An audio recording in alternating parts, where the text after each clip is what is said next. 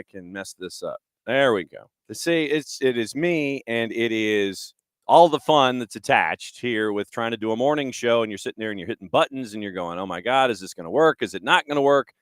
We'll see. All right. Soccer's in session. We're going to do a lot of that today.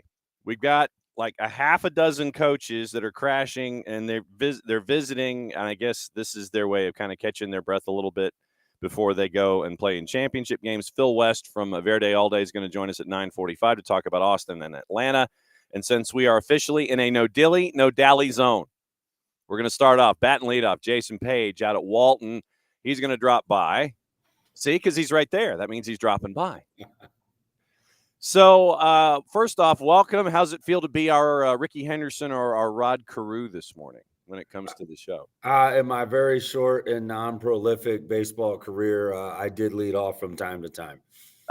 So you are heading into a final, ranked number 3 in the country in some polls.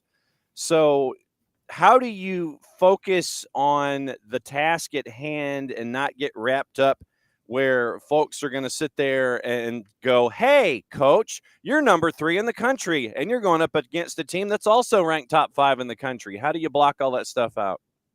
We don't pay attention to it. The rankings are insignificant. They don't mean anything. Where we stand as a team gets settled on the field. So our focus is that we're always focused on the next opponent, what we have to do to take care of that opponent. And, fortunately enough for the girls and the program, we're in a situation where it's just one more opponent. So immediately after our Final Four game, we shifted gears. It's good to feel good about it for a second, but it's just the next job, and the playoffs for us is our second season. And we always say 5 games. It takes 5 games, and we take each one at a time. So, what have you learned about yourself in the first 4? About myself? About the team, the club, the whole run, yeah. You know what? It's actually kind of funny. We struggled. I feel like at the beginning of the year in attack, we kind of had some difficulties. We were having a hard time finding ourselves, and I think we have started to develop some relationships on the ball between players where they just know where to find each other now. They know where they're going to be, and they're starting to combine. Some of our probably best team goals have come out of these past 5 games, which, as a coach, you could do everything you can to try to foster and nurture those combinations. And that, we talk about shared cognition where the girls are on the same page. They're kind of sharing the thoughts, and you always hope that happens. And when it finally does, it's fun to watch. I mean, you get that mind meld that's going on out there, and when it's all just kind of flowing and doing it, it's kind of thing. Do you have the opportunity to kind of sit and enjoy / watch it while it's happening, or do you have to wait until the match is over and then when you watch film and everything, you process it and you go, oh yeah, that actually did happen there? I get to enjoy very little during the game. No, we try to, but obviously it's a stressful situation. And your focus is on the things that we're doing well, and what are our opponents trying to do to counter what we're doing. But on film, there has been plenty of times. Best example is our first goal against Lambert. Came off a throw, and then I think we combined 9 one-touch passes before we finally put the ball in the goal. And I had no idea until I saw it on film. Obviously, it's a good goal, but you don't know what went into it. And the off-the-ball movement on that goal was really good. So we do rely a good bit on film to see the things that we're doing well. On the flip side of the coin is the things that we need to improve. Film, it's hard to hide from film. It really is. So heading into the last game of the year, what do you still think you need to improve upon heading up to this matchup against Buford? Buford's, I don't know if it's what we have to improve on, it's what we have to be aware of. Yeah. Buford is a dynamic team. They've got a lot of pieces going forward. I feel like both their forwards are pretty good on the ball. They like to get the shots off. It looks like they have a player that likes to come in the midfield and overlap and get into the corners and serve a ball or hit a shot. It's for every coach when you're getting, well, at least for me as a coach going into this last game, I like for us to have the communication on the back line, a solid defensive shape in the midfield. Those things I think are going to be key because the scoring opportunities are going to happen. I don't know that there's been any team that has managed to shut us down for an entire game. And Harrison, outstanding team. Lambert did a good job on the defensive side of the ball. So yet we still managed to get opportunities. For this game, just keeping our defensive shape and kind of trusting that the offensive opportunities are going to happen, which they will.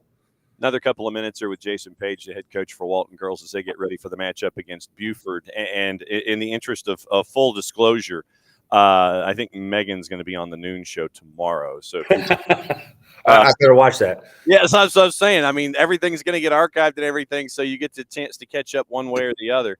So then what would you say you are the most confident about heading into this matchup, and what concerns you the most?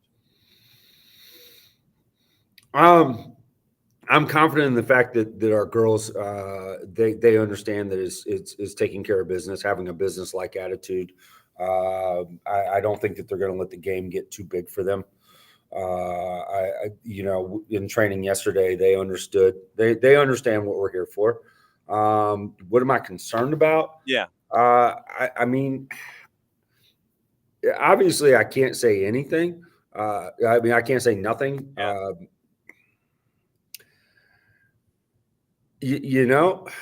I think we've dotted the I's and crossed the T's. Hopefully we can go in and manage the game at the level that I think we can go in and manage the game. As far as I'll even talk about the officiating. Officials this year have been fantastic. They've been extremely professional. We've been pleased with that. We've been pleased with the way that the girls step on the field. So I don't think that there's necessarily one thing that we're concerned about. I just hope that we take everything we've done and we put our best effort into this game and all of our players show up. 6A, it's going to be 5 o'clock at McEachern on May the 15th. So it's 2 days. That's what the bracket says. And so, yes. So I sit here and I go here. And so it'll be fun to call that one on the NFHS network. Coach, great to see you. Thanks for dropping by, especially this early in the day. Do I need to write a note to the principal or anything to let him know? Now we're in the middle of final senior final exam, so our schedule's kind of wonky. I've got an empty classroom at the moment, so no notes necessary. Cool. Well, it's great to catch up with you once again, and going to be great to call your match coming up in a couple of days. Thanks for dropping by on the morning. Yeah, we really appreciate it. Appreciate the spotlight and an opportunity to talk about the girls. There we go. That's Jason Page. He's the head coach at Walton. So that's one down. All right. So here's the deal. He came in like batting leadoff. Judson Hamby's supposed to join us in about 5 minutes to catch up with everything going on at Oconee County. Phil West from Verde All in Austin is going to join us at 9:45 to talk about Austin FC and Atlanta United. And that'll get us into the 10 o'clock hour where we will catch up with folks at Whitfield Academy, Lake Oconee Academy, Lovett, and Atlanta Classical Academy. That gets us to about 11:15. Then we're going to take a break.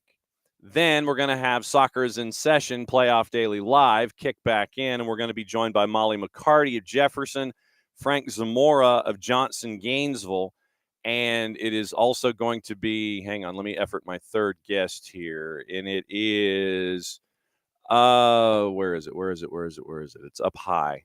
So give me a second, because I know who it is, and I don't want to mess up my order. Troy Connolly from Campbell. So Molly McCarty, Frank Zamora, and Troy Connolly from Campbell. That's going to be noon, 12:15 and 12:30 on Soccer is in Session, Playoff Daily Live. So today, Walton, Oconee County, Verde All Day talking about Austin FC and Atlanta United. Then it'll be Whitfield Academy, Lake Oconee Academy, Lovett. We'll catch up on the news of the day, see if there's anything that we've missed. And then Coach Holt from ACA is going to join us at 11. We're going to go a little long because that's when he could get out of class.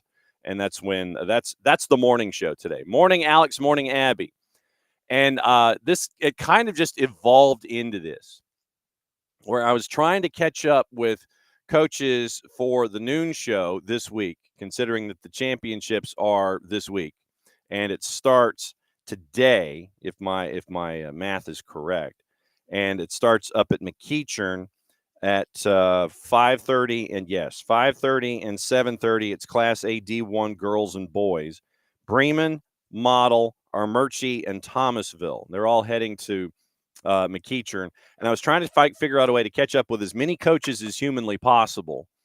And the way that it evolved was, well, my morning, which Walton School, that's Marietta, Cobb County. And so that's the 6A girls final. That's going to be on Thursday, and Jarrett and I are going to have the call on that one, 5 o'clock at McEachern on NFHS Network. So what I tried to do was, hey, can you come on the noon show? And then I ended up having a lot of coaches sit there and say, well, we've got testing, we've got this. How about the morning? And so I tried to orchestrate morning appearances, and it evolved into all of these coaches popping in the morning. And so I've kind of turned Tuesday into a de facto soccer is in session playoff daily live morning show, section A before section B, coming up at noon.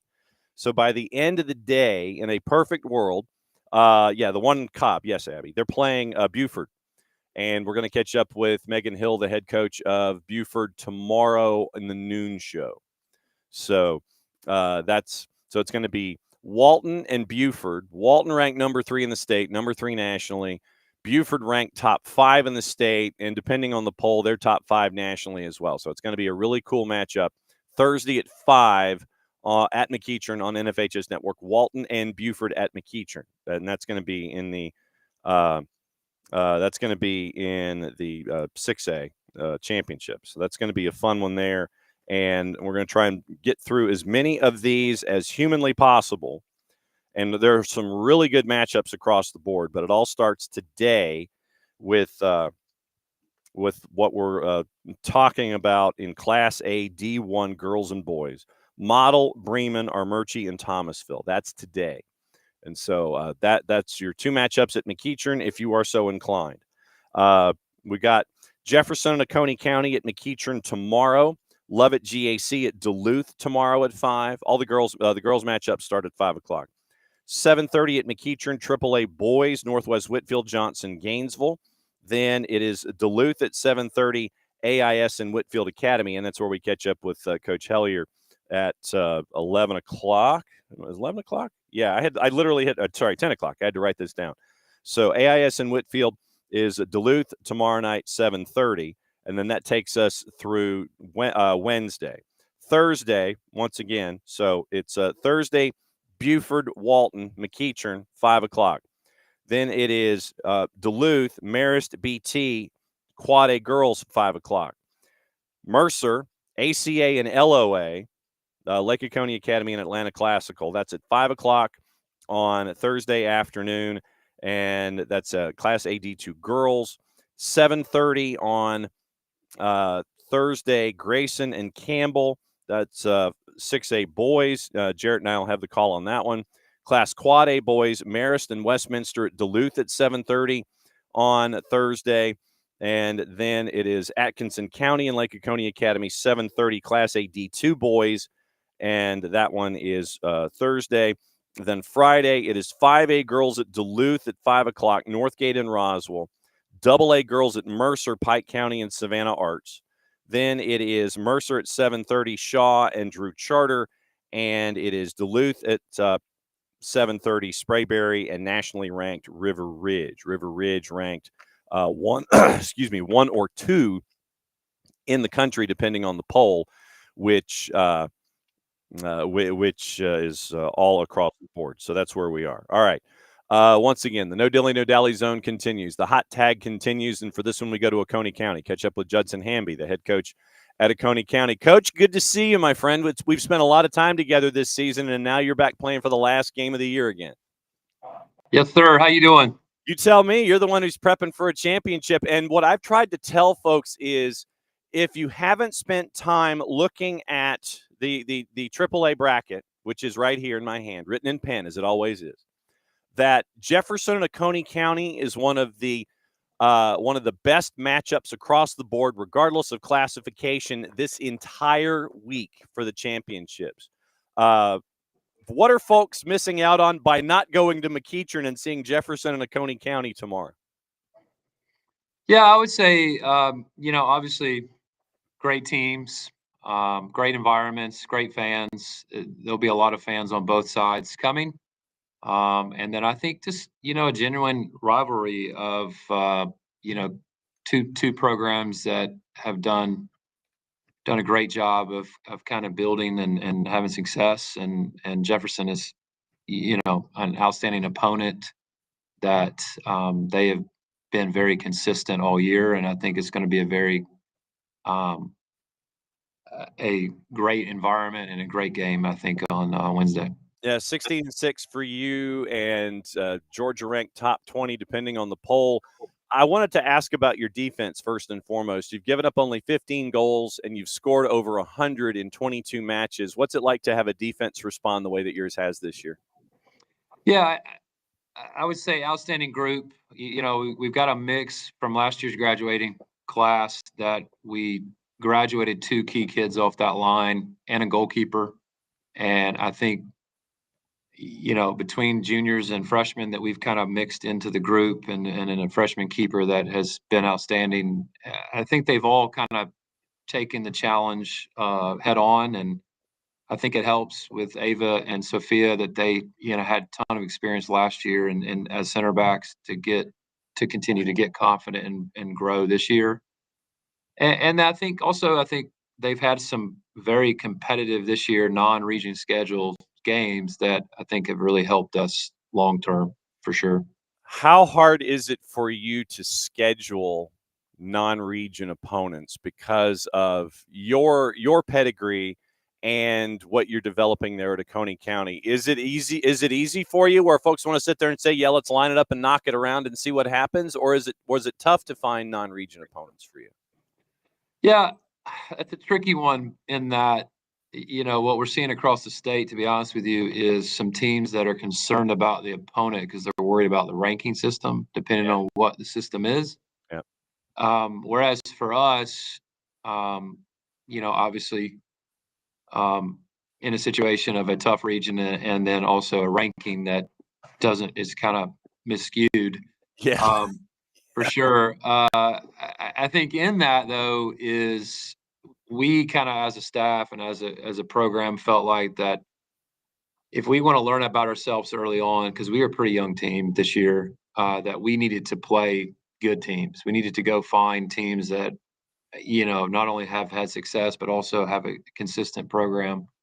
And I think it's really helped us. I really do. I think we've taken some losses and we've taken some frustrations of where some of the losses we were the better team, but we had to find out about ourselves and some of those things. And I think with it, we'll continue to do that. I think next year we've already finished our schedule and we're playing the likes of Buford and Mill Creek and all those teams just to help find out, continue to find out about us. And obviously those programs have had huge success and Buford's playing for another state championship. So Yeah, there are 2 losses that I wanted to talk about in a group sense, where you had 2 matches in 4 days, and it sure. was at Holy Innocents and then at Jefferson back on March 17 and March 21. And only 1 goal was scored in 160 minutes Yeah. in those games. But what did you take away from those learning experiences for for freshmen who really weren't playing like freshmen anymore at that point of the season? But what did you learn about yourself in those 2? Yeah, good question. I would say let's start with Holy Innocents. That they're a great team, and we really wanted to get them on the schedule. And in doing that, that was really the only date that really worked, and it just happened to line up with the same week as Jefferson. And so I think from that, I think prior to that weekend, we had just come off of West Forsyth in a heartbreaking loss in PKs that we were the better team. Not the better team, but we were winning and gave up a goal to go into PKs late. And I think we learned about ourselves in that game going into Holy Innocents. Holy Innocents defensively was outstanding. They had a great year, and were hard to break down. We had a lot of success going forward on them, and then obviously going into the new rules of the ranking, you had to have a winner.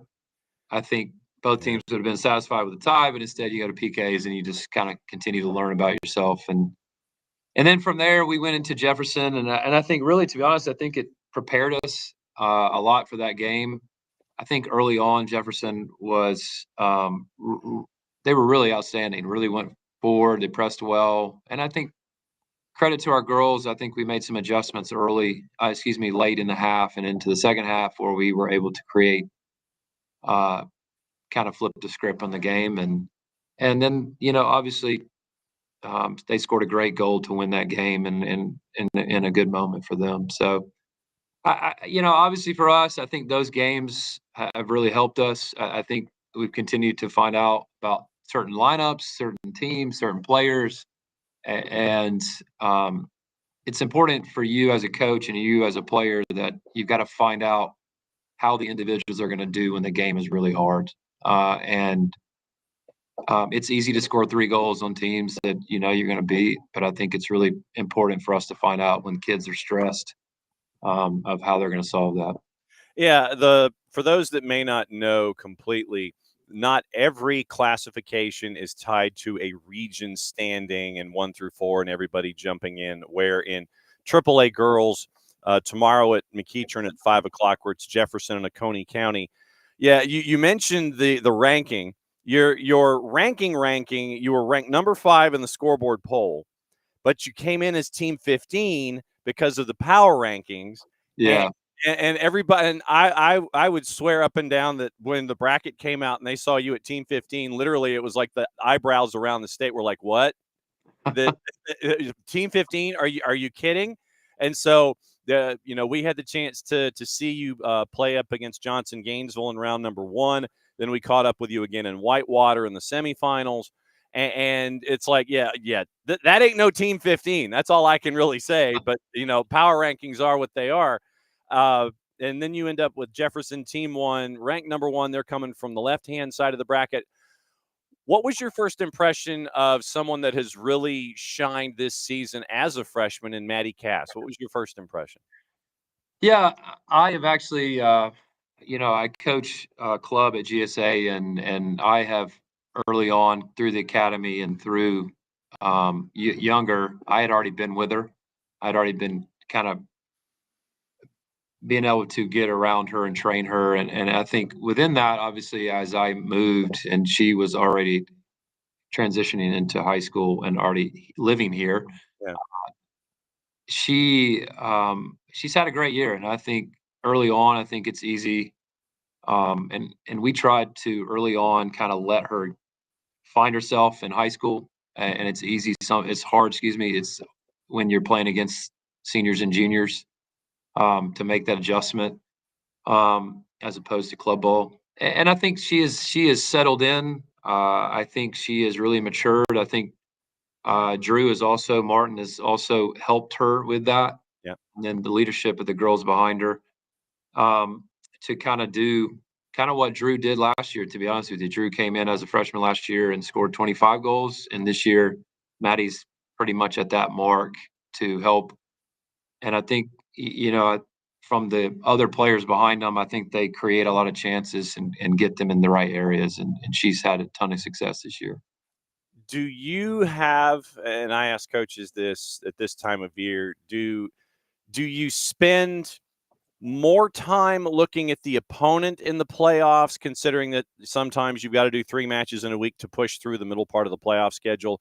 Or do you focus on yourself? Do you have division of labor where it's like, hey, I need you to look at possibly who we could play? How do you handle the sprint that is the 5 games that you hope to play in a playoff?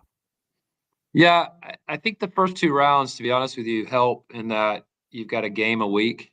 And I think in that week, you kind of break up focusing on you. What are some things you need to work on going into the game? And then also, I think it gives you time to kind of prep for the opponent, of whether that's looking at film, things on the field. And then the tricky one is the quarterfinal, and the semifinal, in that you literally have 2 games in a span of 3 days, and it's a lot of turnaround. So I think from that, credit to my staff, that we kind of had to do some legwork up front of kind of being prepared for what may happen. And coaching staff has done a great job in kind of getting us ready for that. And so in those 3 days, I think it was been more, this is what we need to change. This is some adjustments that we need to make. And then also just kind of honing in on what can we be better, be a better version of ourselves going into the next round. So. And you get that going up against Jefferson in a regular season rematch tomorrow at McEachern, 5 o'clock, Class AAA Girls Championship. Coach, thank you for everything this season with being able to come up and see what's going on up there at Coney County, and thank you for being the great ambassador for the sport that you are here in the state of Georgia. Looking forward to this matchup against Jefferson. Don't be a stranger. You can knock on the door at any time. Catch your breath, get your coffee, get your breakfast, and get ready for that matchup against Jefferson. Thanks again, Coach. Awesome. Thank you for your time. Appreciate it. There goes Judson Hamby. He's the head coach at Coney County, and they're getting ready. So we've had Coney County on a couple of times on the network this season, and we had the matchup against Whitewater in the semis, and then I was there for round 1 where we had the hour and 20-minute weather delay, for those of you that remember that one, where it was number 5 Coney County, number 10 Johnson Gainesville, but because of the power rankings that Coach Hamby was talking about, it was Team 15 and Team 18. And so, we were sitting there thinking, okay, this will be, be great because of travel and everything. And so, of course, what happens? The sky opens up and you hear thunder and you see lightning off in the distance and you're like, man. And so it ended up being a rather profound weather delay to get things started. I think it was like supposed to be a 6 or a 6:30 start. It ended up closer to 8 when it kicked off. And so, but no, it was great to see the young team that Coney County has at points. Maddie Cass. To quote Derek Wittenberg in Survive and Advance, talking about, I think it was about Ralph Sampson, and I'm paraphrasing, Maddie Cass is a problem.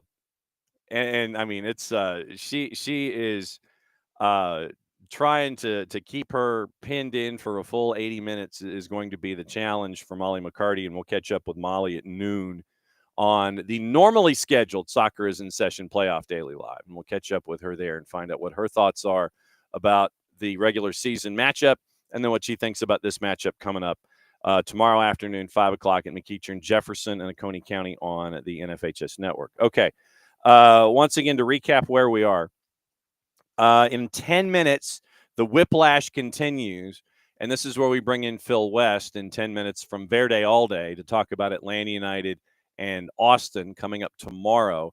And if you missed it, the start time in Austin has been pushed back to 9 o'clock. Well, technically, probably 9:10.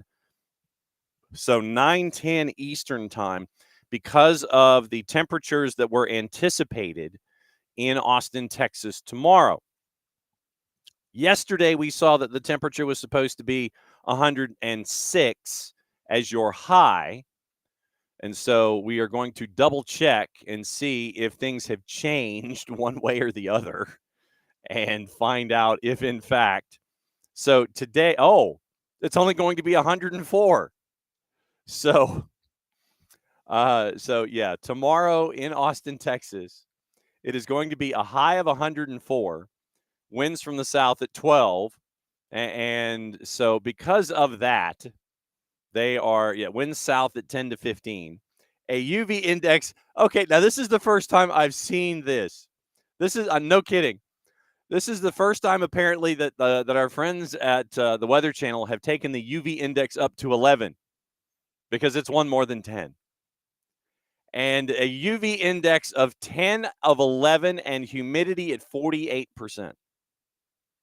So my guess is if you just do some cursory math, it'll be a wet bulb thermometer mad dash at about 109 degrees on a UV index really that should be 11 of 10 and not 10 of 11.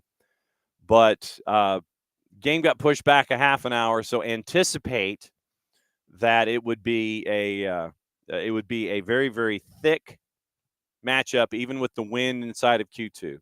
But Phil West is going to join us in about 10 minutes, and he's going to break down everything Austin, the team that can't score goals, with all of the money that they have spent with DPs. They did find that in the Open Cup, but like I said, we'll catch up with Phil West at Verde All day in about 10 minutes to break down everything that is on his mind as we get ready for that matchup. And it will be Abe Gordon and myself in studio at 92.9 The Game.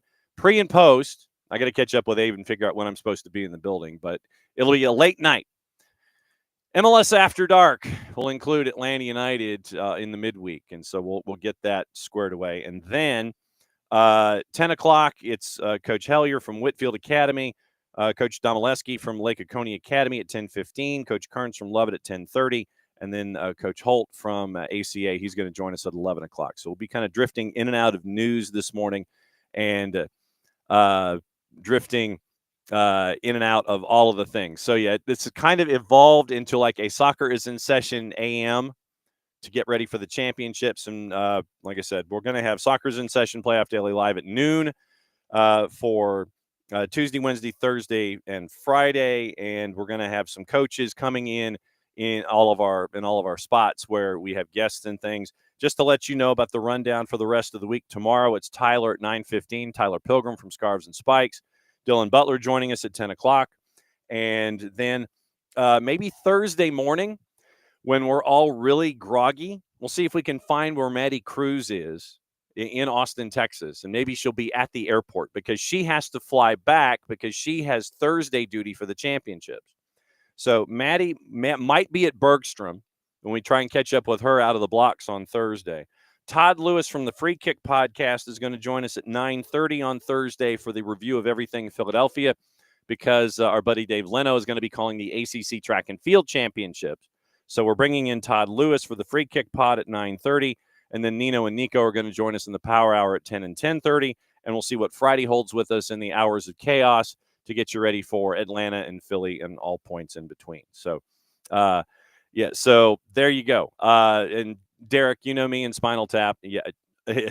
So Abby's doing the weather, and Abby has it that the heat index has dropped to 108 for the matchup anticipated in Austin with Atlanta United and Austin FC. So it's going to be 108 in the heat indices. Yikes. Goodness gracious alive. So that's kind of where we are this morning with all the headlines and the things. So, while we're kind of dancing around here and waiting for everything going on in this matchup with Atlanta United that's going to be coming up in a rather thick day or so, just let you know what gossip, rumor, and innuendo is across the pond.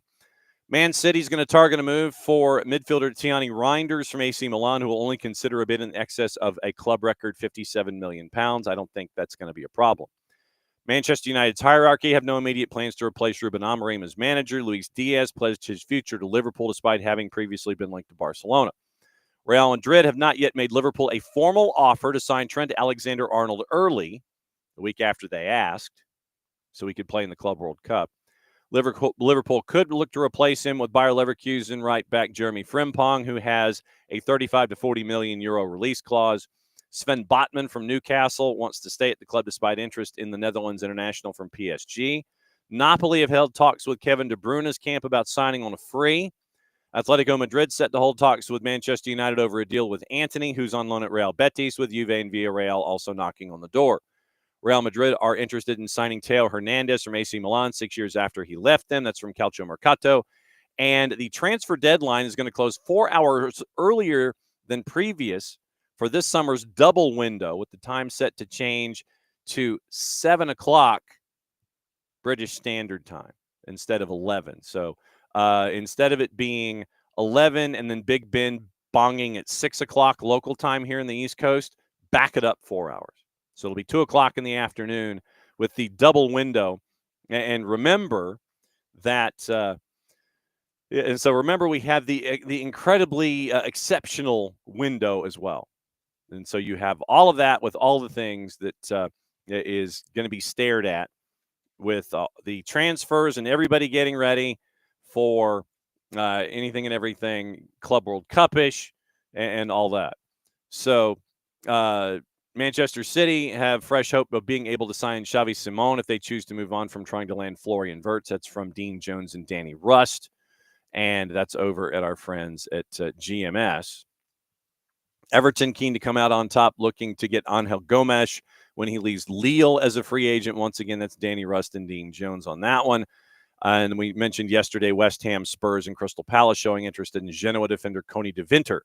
That's from our buddy Ben Jacobs, who has evolved into a must-follow on the Twitters because of everything that he does and flips around and rolls around all over the place with anyone and everyone that's attached. And once again, Manchester United optimistic signing Liam Delap if they win the Europa League. But once again, you've got to trigger that 30 million. You've got to trigger the 30 million release clause. So that's what you're staring at. If all of the things happen the way that they do. So once again, we'll get into juice boxes and all those kinds of things on the early parts when it comes to anything and everything. But yeah, this morning kind of evolved into a soccer is in session morning show. And so once again, thanks to all of you folks for hanging out with us here this morning. But yeah, so it's going to be an interesting when Phil comes in a couple of minutes. It's going to be interesting to find out what the perception is in Austin and compare it to what the 17s and everybody think about here involving Atlanta United and what we've seen this season. And to Abby's point, a team that has spent a lot of money that is still looking for the chemistry and trying to figure out who fits where. Although I don't know if that is going to be necessarily the case in Austin. But like I said, we'll ask Phil when it comes to folks that fit and where they fit is probably the larger question, because when you have the folks that they have invested in and you sit one of them, I don't know if that is something that is a Coach Estevez thought of, okay, I'm just trying to figure things out a little bit, or this is my definitive decision when it comes to starting 11. It was a 2-1 loss to Austin to Cincinnati last time out. So do you go with the two up top being what it was, and your only goal coming from Brandon Vasquez from the spot, but you had Uzuni and Vasquez starting. It was a 5-3-2 against Cincinnati, and so we'll ask if it was just something formationally going up against the attack where you had Denke and Sergio Santos, so you wanted to have the three center backs. Was this just something philosophical going up against FC Cincinnati, or is this a conscious choice where it looks like Bukhari might be the odd man out? And so that's the larger question in play here is how does Phil anticipate Austin looking in this matchup where they are trying to figure out what they're going to look like. So it's Verde All Day, and he's on a couple of different places.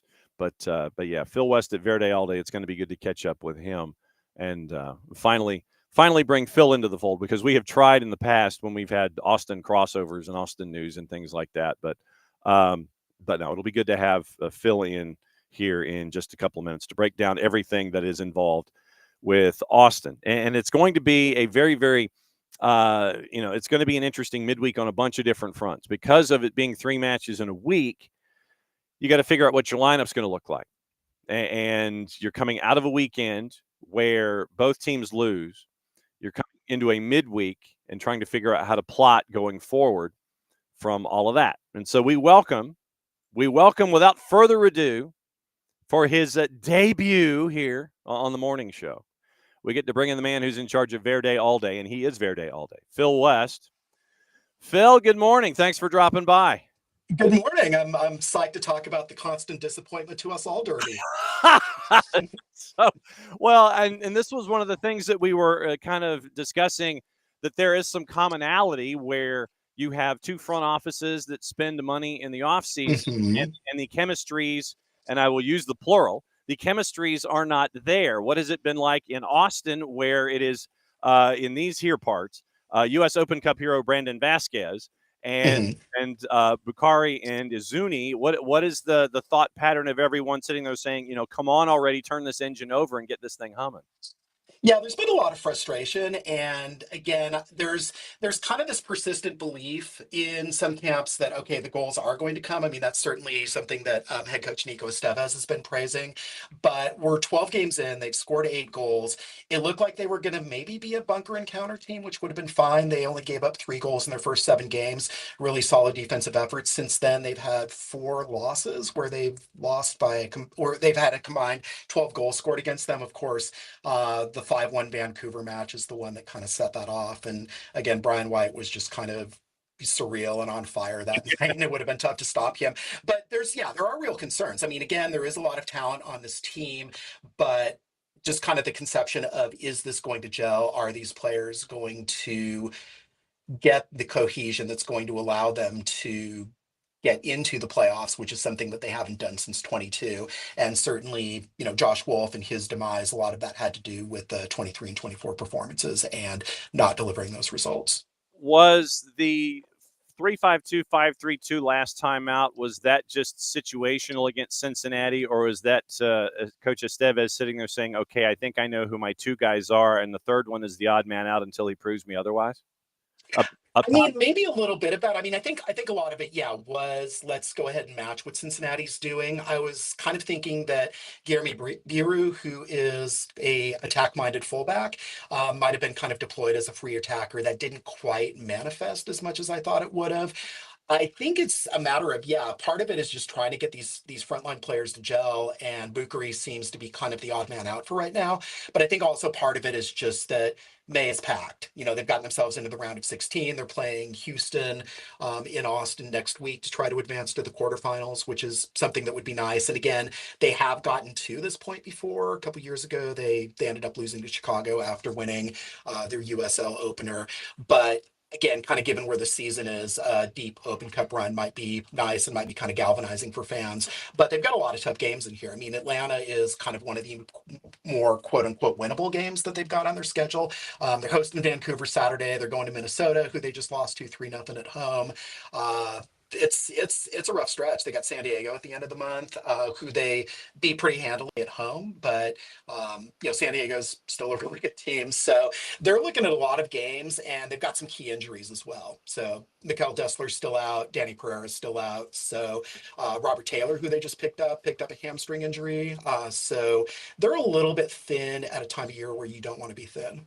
Nope, 6 matches left for everybody here for the rest of the month in Major League Soccer. So I was going to ask about this being stacked week number 1 and how you would anticipate things in a starting 11, but it sounds like it might be chewing gum, glue, patchwork, gaffer tape, trying to figure this out. How do you foresee this? Yeah, I think they might go back again. Yes, Estevez was going with 4-4-2 to start the season. They've kind of defaulted into a 4-3-3. So if you've seen Estevez teams, that is, again, that's the Berhalter coaching tree. That's kind of the default mode. So I would look at again.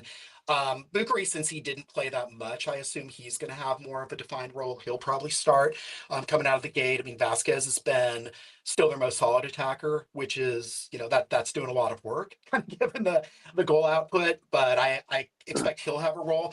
Owen Wolf is making the leap this year. So if you haven't gotten a chance to watch him yet, he's the closest thing they have to a 10, and he's been playing really, really well. So he was outstanding in this most recent Open Cup match against El Paso, which could have been a disaster. They were down 2-0 into the 70th minute. They got booed at halftime, which is kind of an unusual thing to happen at Q2 Stadium. But then they scored 3 goals in 7 minutes, and Wolf was the catalyst for a lot of that. I would expect that he's going to be in Europe by the end of the year.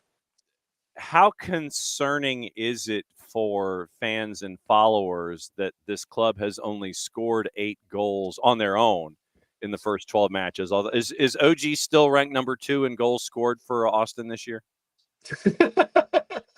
In the state, I mean, because it was like Brandon Vasquez own goal, and then you had a lot of folks that were scoring 1. I mean, how much of a concern is this?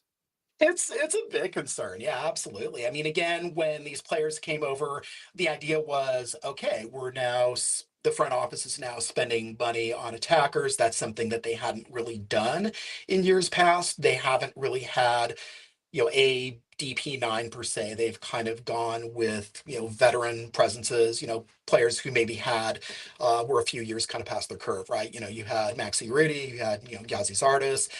Sebastian Driussi was essentially a second striker that was playing in a one striker system. So I think that was kind of part of what eventually made him not work, even though he had a lot of great moments here. So yeah, I mean, it's obviously a big concern. I mean, if they had played like they did in the first part of the season where they could gut out 1-0 wins, that would be one thing, but that's not doing that now. The defense is not controlling games as they were earlier in the season. And if you're not scoring goals, obviously you're not winning. Yeah, and then you have the man who is the current CEO of Stuver Pest Control and Extermination. Brad seems to be, and I think that this match has a lean to that it might be brought to you by the letters Brad, both Gazan and what has obviously seeing what Brad Stuver has been for that last line for Austin for years, where it has gone from shooting gallery to where he now has been standing on his head. Is it almost too much of a concern that you're relying on Brad Stuver defensively with the 5 or the 4 of the 5 that are in front? How much of this is too much pressure on Brad to continue to perform week in and week out? I mean, it's almost getting to be that now because, again, yeah, last year, that was a lot of the story of the season is Brad Stuver was bailing the team out a lot. Early in the season, it looked like, okay, they're more defensively sound. They're not going to have to rely on him that much. But, and early part of the season, he wasn't that troubled. He wasn't making that many saves. He wasn't having to make that many saves. But now, yeah, he has been called into action. I mean, that 5-1 game actually could have been worse. That could have been like 8 or 9 goals. Stuver saved a penalty, which is something that he doesn't do all that often, and he just made another couple of dynamic saves. I mean, you're good for maybe 1, 2, 3 highlight reel moments from him every match with what he's able to do. With that Cincinnati game that they just played, I mean, that's no exception. I mean, he dealt with a point blank Denke shot that could have made it 2-1, and then eventually, you give Evander enough time and space, and he's going to hurt you, which is what happened. And there's no real stopping that. But I do think Stuver again, since All-Star games here, Estevez gets to pick. I would not be surprised if Stuver got picked as one of the goalkeepers, which to me would be a lifetime achievement award. I mean, I think he deserved it last year, and I think that he is still one of the better goalkeepers in the league. So I do think that he's going to get that honor. I mean, if Wayne Rooney picked Tyler Miller to be an All-Star, certainly I would think Brad Stuver is a little more deserving than that. Yep, halftime with Phil West, who is in fact Verde all day. Just ask him, and we will have him cut the promo to follow along and get all the intel and the info that you need when it comes to everything Austin, as I do. Full disclosure, Nice. I have signed. When it comes to your research and what you have seen from Atlanta United from an Austin perspective, what do you think that Austin would be the most confident about, and what concerns you the most about Atlanta United?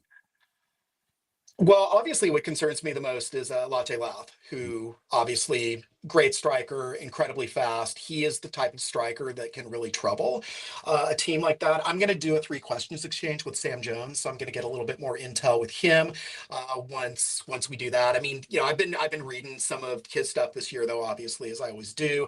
I love Sam. I love Sam's work, and obviously, defensive cohesion seems to be an issue. Midfield seems to be an issue. And again, this is kind of the Spider-Man pointing at Spider-Man gif, right? So the teams are a lot alike in where they're struggling. They have good raw talent on the front line, but they're not putting it together with what's behind them. And obviously it's got to be frustrating. I mean, I thought Atlanta was going to do a lot better this year. I mean, a lot of people probably thought Atlanta was going to do better this year. Kind of same thing with Austin, right? I was very optimistic going into the season with Austin, and that optimism was rewarded pretty early. But over the last few weeks, yeah, it has just been really, really concerning. But yeah, to me, this is a chance, I think, for Austin's defense to get right if they can contain Latte Lath and then deal with the rest of what Atlanta's going to throw on the attacking front. And then if there is kind of defensive weaknesses to exploit, which I suspect there might be, then maybe this is kind of a get right game for Austin before they embark on some pretty tough games, right? So, I mean, again, their next 3 or 4 league matches, it's Vancouver, Minnesota, RSL, San Diego. That is not the easiest stretch. It's okay. So, all right. So when folks might be watching Austin on Season Pass and they kind of see, the greatest hits packages and things like that, who for you, for Austin to be successful, who is that second-tiered individual? Because obviously we're drawn to the DPs, we're drawn to the money spent, we're drawn to Brad Stuver.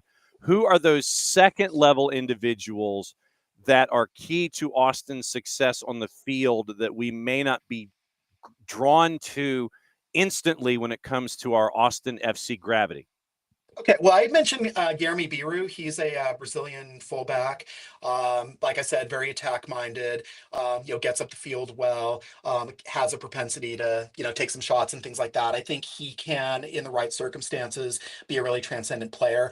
Defense is kind of anchored around Brendan Heinzike, who is a really interesting story. I mean, he came as kind of a cast-off from DC in their bad season. Got picked up pretty late as fullback insurance, and he has emerged as a vice captain and somebody who basically kind of the rest of the defense can rotate around, right? So you've got either Julio Cascante, who goals added loves, he's kind of more of an offensive-minded center back, or you've got Alexander Spatak, who's a Ukrainian center back, who's kind of more in a traditional center back, stop things kind of mold. So, but Heinzike, if he's having a good game, then generally the defense will have a good game. But again, I'm doing an article right now where I'm looking at the last 12 goals scored against them, and I'm analyzing what happened. And there are some cases where the other defenders aren't doing Heinzike favors, so he's getting caught out in some stuff. But he's also had some kind of mishaps here and there. Like he had one play where he was trying to head a ball out of goal and kind of headed it a little bit further down the line for the attacker to come and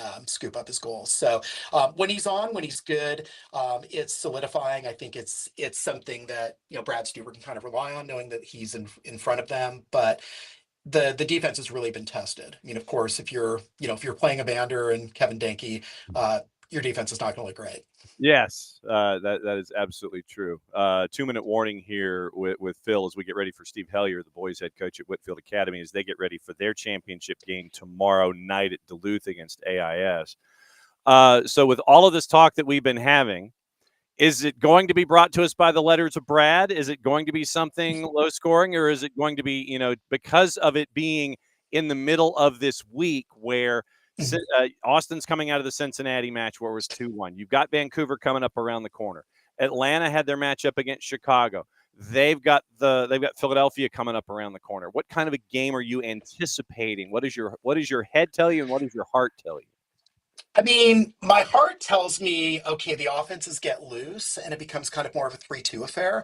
But my head and the thermometer is telling me 1-0 because on top of everything else, we are going to get highs of up to 112 tomorrow. So it's probably going to be 95 and dark at game time. They push the start time back to 8 o'clock, which is going to keep the East End fans from being roasted alive in their seats, but it's still going to be very, very warm. So, and we have some players that are not used to that. Spatak from Ukraine, Sabovic, there are players on this team that have not encountered the kind of heat that they deal with in Austin summers. And apparently Austin summers decided to come a little bit early. Yeah, it's Austin Spring. All right, cut the promo for me for folks that get to follow you and find out everything going on with Verde. Hi, my name's Phil West, and you can check me out at verdeallday.com. And you can also check me out with my friend Moises Chion at Emergency Podcast, wherever you get your podcasts. As always, my friend, great to see you. Glad you've wandered in. You now have the garage door opener, and you know that you can crash in the hours of chaos that we have here in the morning show at any time. Great to see you. Yeah, appreciate it. Absolutely. Enjoy the dry heat that's going to be 12. Be safe.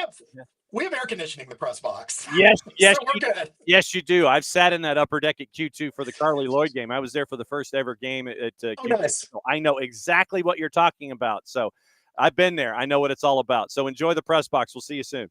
Good deal. Thanks so much. There goes Phil West. He is Verde all day. And so now we are in hour number 2. And as promised, once again, we're drifting in and out of Atlanta United, and we're drifting into the GHSA Finals. And next stop, Whitfield Academy. You catch up with head coach Steve Hellier. And so, Coach, good morning. What is up? Good morning. Thanks for having me on. This is kind of exciting. No, it's glad that you could come and crash. I have my bracket here in my hand, and it has been filled out in pen the entire time. So I have made no mistakes. I'm not going to allude to the fact that I always write in my results after the matches are over. So it's all in pen. But as you get ready for your championship game on the private boys side at Duluth tomorrow night at 7:30, what has study hall been like the last 3 or 4 days as you get ready for AIS? Well, it's we have a philosophy here. Comes from a proverb that says the horse is prepared for battle, but the victory is in the hands of the Lord. And that's what we're doing. We're preparing. We've been working hard. These boys have, I tell you, this whole run has been just a joy with these guys. They are so hardworking. We have a bunch of about the same caliber players that play together, work together, love each other. We had a great practice yesterday. Everybody was loose, and we worked hard. But what's really been fun about this whole thing is that these guys just connect with you. Their chemistry is unbelievable. We enjoy every win. The last win we had, that game was just a flat barn burner. It could have gone either way. And the team we played, Hebron, they were a really quality team. And you can pick out 4 or 5 times when the ball could have bounced the other way.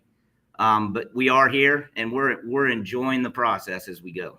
So if I had told you that you'd be 17-6, if I told you that you'd be top 25 in the state, depending on the poll, and that you would be playing in the last game of the year, if we'd had this discussion back in January, what would you have told me? I would have taken it for 100%. I would. Again, we don't have anybody necessarily that we can say, okay, well, this guy's we're gonna jump on this guy's back and go. And then a lot of times these kind of situations, you expect that. You expect to have several players that are just really going to take you there, and we don't. So honestly, this season could have gone either way.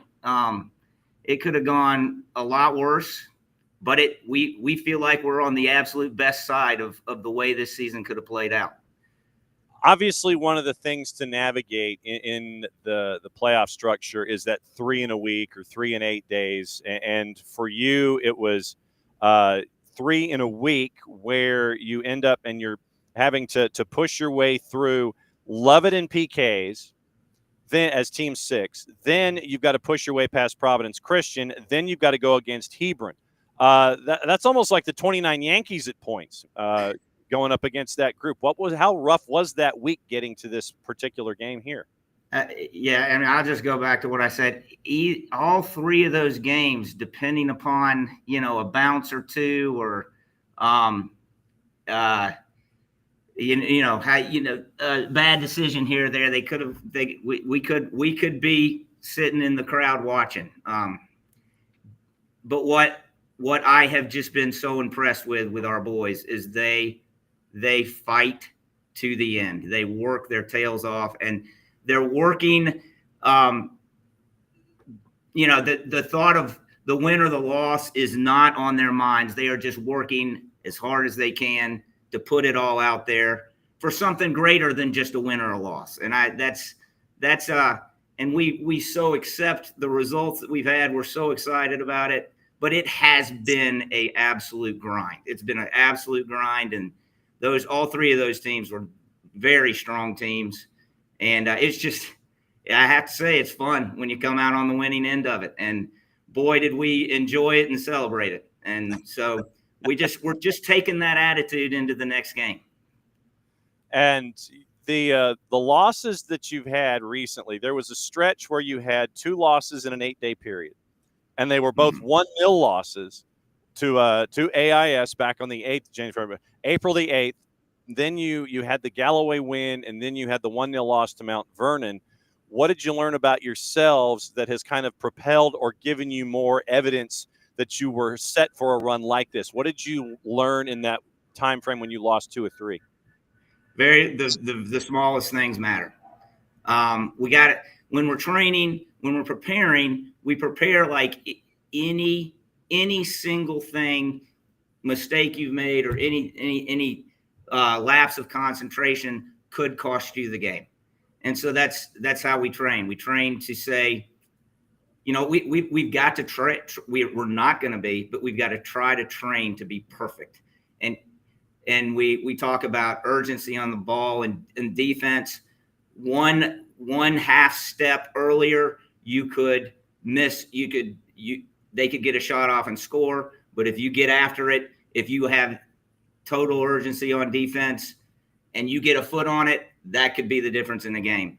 And to be honest, we saw more than one of that against the Hebron team, because they were all over us in the last after we scored. We were just running around with our hair on fire. But and that's what they did. They sold themselves out to the end of the game, and it's so exciting, so fun. Steve Hellier, the boys' head soccer coach at Whitfield Academy, getting ready for his matchup against AIS tomorrow at Duluth at 7:30. He gets to be the nightcap. Close to 10 separate goal scorers this year, and it's a junior-heavy roster from what I've been able to gather. What's it been like to have this group together? And obviously, whenever the season ends, whether it ends in a win or a loss, you still got a bunch of these folks coming back next year. What's it like having that junior group be the key to this success? Well, I've noticed this after 25 years of coaching. A lot of times a junior heavy roster is better than a senior heavy roster, because as all the stuff our seniors are processing right now at the school, there are thousands of distractions. And so I tell these guys, we can't even think about next year and say we got a bunch of seniors on the team, because you just never know from year to year. But these juniors actually have been playing together. A lot of them started as freshmen, so they know each other, great chemistry, lots of they love each other and they work for each other. And so that's been a really, really good thing.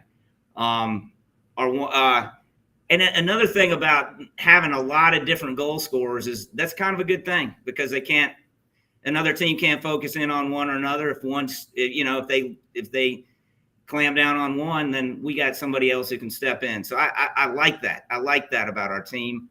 And I like it that everybody's dependent upon each other, leaning on each other. There's no one specific person that we look to. Now, of course, we do have a really good goalkeeper that he's not going to be scoring any goals, but he is the foundation of our defense, which is really good. So what concerns you the most about AIS, and what are you the most confident about in your group against AIS? AIS is just their technical abilities off the charts. And sometimes you say you don't want to talk about these things. They've knocked us out of the playoffs the last 2 years, and they are just absolutely sound across the board. They can knock the ball around and they can play with the best of them. They are just by far the standard in Division 1A as far as soccer is concerned. So they're tough, and they are a great squad. And so they're a tall order, but what we want to do is we want to run to the battle. That's what we're looking to do. We are not going to be concerned about who they are. We are going to prepare and be who we are, and that's the plan. That's the plan for this game, and we're excited about it. Team 11 versus Team 4, ranked number 6 versus ranked number 4. It is Whitfield Academy and AIS tomorrow at Duluth, the nightcap at 7:30. For someone who has not seen your club this year, time to brag on your roster a little bit. For when someone sits down at Duluth and sees you for the first time, who are they going to naturally gravitate toward in this matchup against AIS? I think everybody's gonna have their eyes on Ruben Clarkson, our goalkeeper. He is an outstanding goalkeeper, and he's by far our strongest player. But from that point on, we just I would love to go through and name names, but I think I'd have to name all 10 of them for what they bring to the field, and it's a body. There's not individuals on this team. I would tell you if there was, but I mean, we have a very strong defensive line. They play really quality soccer, and our midfield works their tails off. So do our strikers.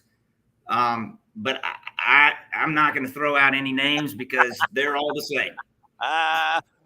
Well, so then what's it like having young student athletes adopting this Borg-like mentality where it is the collective and it is not the individual? It seems to be as a coach, it seems to be out of the control of the coach. You try to make that happen. You try to push it, but it's got to be the players deciding it. It's got to be the players deciding they're going to play for each other. They're going to do the things they have to do that they hate in practice. And a lot of times I'll tell you, if you're going to do this, you're going to wind up at the end of this practice, you're going to be saying some really bad things about me. But these guys, they've embraced it. That I think we stole this from the Marines, but we are out there. We're always challenging each other to embrace the suck. We like to have storms during our practices so that we're embracing the suck out there, because that is the kind of mentality you want to go into any game with. So, and these guys, they've chosen it. They've chosen to embrace this, and it's really been fun. Wow, that's fantastic. Embracing the suck at Whitfield as Whitfield gets ready for AIS Private Boys tomorrow at Duluth at 7:30. Coach, thanks for crashing the party this morning, and thanks for dropping by and giving the preview. Really appreciate your time, especially in the busiest week of the year. Good luck against AIS. We'll be watching. Thanks so much, John. Appreciate it. All right, that's Steve Hellier. He's the head coach at Whitfield. And so now we do the hot tag. This is where, like you're in the middle of the ring, and for the longest time, the guy's been kind of preventing you from jumping through and going for the other turnbuckle and making the tag, and you find you go like under the legs and you like lunge for the corner and you make the hot tag. That's where we are. We're going from Whitfield to LOA, catching up with Connor Domaleski. Coach, what's going on, man? You tell me. You're the star. You're the star of this segment as we catch up. LOA, for folks that may not know, Lake Oconee Academy. Yep. When it comes to Class A Division II, it has almost been a monopoly of LOA, making it deep into the playoffs, regardless of whether we're talking boys or girls over the last couple of years. What has it been like for LOA as a program to make these runs to where you're anticipating playing in the last week of the year? Yeah. Well, first of all, man, thank you for having me on. It's awesome. It feels. Thanks for answering the email. Yeah, for sure. I was like, somebody wants to talk to me. This is crazy. I feel like this is like a big professional thing. But no, we've got a pretty high standard here. It's cool that both our girls team and boys team are in the state championship. We've talked about how cool that would be if we were able just to sweep the state finals. Like that would be so awesome. But yeah, the standard's always been very high. We haven't always met it from the boys' side in the past, and I can kind of talk more about that storyline there for us. But man, from the time I've been here, it's always kind of been a story of having an incredibly talented group of players, but how can we come together from individuals, right, to a team? And this year, man, the guys have done that so well. All right. Well, since you opened that door, break it down. What's it been like on the boys program side and to push through to get to here? Yeah. Well, first of all, it kind of feels like stolen valor to be here without my counterpart, Coach Mayer. He's like this legendary, like Ted Lasso type of figure. Where is Tyler, by the way? Is he drinking coffee and having breakfast? What's going on? Who knows, man? Who knows? Nah, I'm sure he's just hounded with work at the moment. But man, the first time I ever met him, it's just been a long day at school, and I was like, "Hey, man, what's going on?" And this guy, biggest smile on his face, like, it's like, doing great. I've never had a bad day. And I was like, all right, he's different. But my wife and I had our first kid this year, so he's stepped up and helped us out tremendously. And I think that the success that we've had this year has been a direct consequence of the role that he's played. He's just been so much fun to work with, man. He's the best guy. And then from just a team aspect, dude, last season was frustrating, very, very, very frustrating. our goal was bare minimum Final Four. That was kind of the expectation. And we just really crashed out in the first round of the playoffs. We were hosting, we had really high expectations, and things did not go well. And I think what it came down to was the culture, the chemistry just wasn't there. And that starts with me from top down. But this year has been, I've been so proud of them. The way that I've been able to see them unite, work together, hold each other accountable. And it's really felt like a year of redemption for us, going from just immense disappointment last year. And I mean, honestly, just felt embarrassing. We were like, well, how did this happen? To watching them remember that, use that to motivate them and put us where we are right now has been really, really special. Couple of double-digit goal scorers I know that folks will gravitate toward, but when you have someone who has scored north of 30, basically a third of your goals this season have come from one spot. When you look at just how things have evolved for Palmer Larkin this year, what has it been like to see him go for 34 and 5 through 16 matches at one point? He's a freak, man. He's a freak. I don't. We the amount of times that we've been on the sidelines and we've been trying to tell, hey, no, like we want you here, and then he just does something, makes a pass that nobody else sees, scores a goal that's spectacular. The kid just finds the net. I mean, he is spectacular. And to speak to I mean, he has been such a leader for the team too. He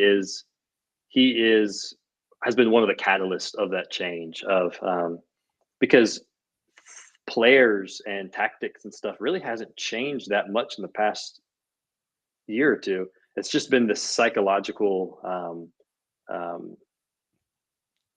just this change that's just driven the team to have so much unity. And he has been obviously scoring a ton of goals, but leading the team as well from a standpoint of, like, hey, I'm going to drag you to the finish line with me, man. He's a very, very special young man, and we're glad to have him. Well, and at the same time, not to discount what Nick Juronski's been doing. He's close to 20 on the year as a senior.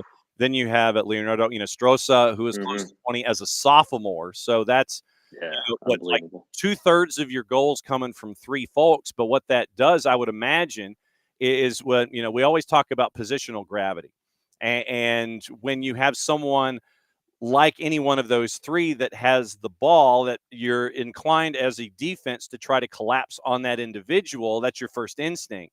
But what that does is it means that the other two may be open, and it creates opportunities for them in these scenarios. What's it like to have each one of these three bring what they bring to the table and creating opportunities for the other two? I mean, it's just a three-headed dragon. These guys are extremely talented, and we had Coach and I kind of had this shift about halfway through where we were trying to force them to play a certain way, and we kind of came to a point where we were like, you know what, like we're gonna just let them run because they just find the net. And obviously there's like guidelines and this and that, but they play such good kind of free form soccer within those guidelines. They work together. I mean, I could point to a moment where each one of them has been the hero of a specific game. And they just, right. I mean, if it's not one, it's the other. So, I mean, we've got, I don't know. Well, I mean, I'm just completely taken aback by how much each of those guys have stepped up, because those are guys that we've had last year too. I mean, those aren't new players, but the way that they're playing, I mean, the way that they're leading is so much different than it was last year. And what I also like to ask coaches, considering very few coaches have the perfect season. You come into this one at 16 and 3. Region play 4-0, and I do want to get into your defense a bit because I feel like, yes, we're talking about 2/3 of your goal output coming from 3 folks, but I do want to get into your defense here coming up in just a sec. But there was a stretch in March where it was a matchup against Evans, and you played Washington Wilkes the day before. And Washington Wilkes is a growing program, and so they're going to have growing pains, and we understand that going in. I covered, we did the Lincoln County, Washington Wilkes, we've done the 378 war and a couple of different things. So you come out of the Washington Wilkes game, then you play Evans and you lose. Then you go to GMC, and GMC, we know how traditionally tough Bobby Jaworski's bunch is. And you end up with a loss there. So it was back-to-back losses before you wanted to challenge yourself with Towns County, who, it's a region match. So, you had to have the folks from Hiawassee pack a lunch, a dinner, a midnight snack, and maybe a pillow to come down and visit. What'd you learn about yourself in the Evans loss and the GMC loss as you were heading back into region play where you had to kind of right the ship? I am so glad you brought that up because that was that I think to me was the defining part of our season. And the loss to Evans, I actually thought we played well. And near the end of the game, we down 2-1, 3-1, and we just pushed everybody up, and it got a bit more out of hand. But I think for the duration of that game, we actually played pretty well. The GMC game was really the turning point for us because GMC has been the monkey on our back for a long time. They're a great program. They've been kind of the standard for a while now. And we went down there, down 1-0 at halftime, and I saw a pretty clear fork in the road of we had guys just bickering and pointing fingers, and I thought to myself, like, this is it. Like, we're gonna go downhill again. And something changed. And again, just our seniors leading the way, and we had guys, apologizing and holding each other accountable, holding themselves accountable, encouraging. I've never seen them unite in such a way, and we came out and we played the best half of soccer that we had played all year up to that point. Ended up getting beat in PKs, but to be honest, even being in the state final, that moment is still the proudest I've been of them, because I haven't, and this is my 5th year here, and that was the first time that really, in a clear and definitive way, I saw them come together and be like, hey, we are going to lift each other up, encourage. And since that game, I mean, we've been on an 11-game win streak. I didn't know if I was supposed to mention that or not. It's one in a row. Yeah. So that's that. But that halftime was really, really special, and I was blown away. I was like, I can't believe. I mean, I could, because I knew that was within them, right? But the way they picked each other up, the way they came together, they all left. Getting beat in PKs is tough, but I was smiling ear to ear because I was like, you guys don't understand. Like, you just did something I've never seen you do. And from that point on, they've been incredible. So, all right. So all credit to them. Your defense has given up about a goal a match. Brag on your defense a little bit. What's it been like to see them push through AD2 the way that they have?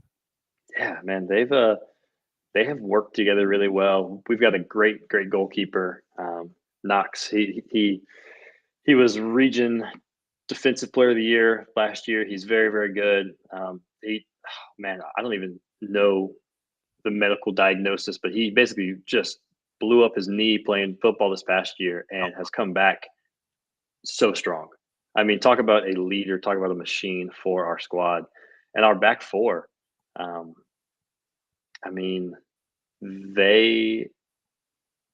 going to have a hard time watching them play and picking out a weak link there because they It was not the back four we expected. It was not the back four that we envisioned going into it. But the way that things just kind of shook up, we tried some guys, and we were like, "Oh wow, this is working." And then if it ain't broke, No.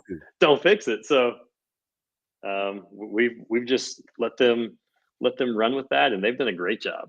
Great job. So what has study hall been like getting ready for ATCO? Atkinson is a very good team. Obviously, they were in the state final last year, so I think that's kind of one of the things that we've been looking at. Of man, you go to the state championship and you lose, you're hungry, and for them to be back and have an opportunity, I don't think anybody wants to play a team that just lost in the state final last year, because I mean that really does give them a lot of drive. But we have immense respect for them. Year after year, they are one of the best teams in the state. It's testament to how great their coaching is, how great their player pool is. We know a few guys that they've got that we've been trying to be on the lookout for. Obviously, they've got a great goal scorer. Got a very, very good back line. So they're gonna be hard to break down, but we're gonna do the best, best that we can with the guys that we've got, and hope the chips fall our way. Doubleheader at Mercer-Macon involving Lake Oconee Academy. Class A D2 girls, 5 o'clock. It is LOA and ACA. And then after that, 7:30-ish. We'll go ahead and say 7:30-ish because you never know. It's LOA in Atkinson County at 7:30 at Mercer in 2 days' time. Last question before I let you go and you go back to doing class and teachery things.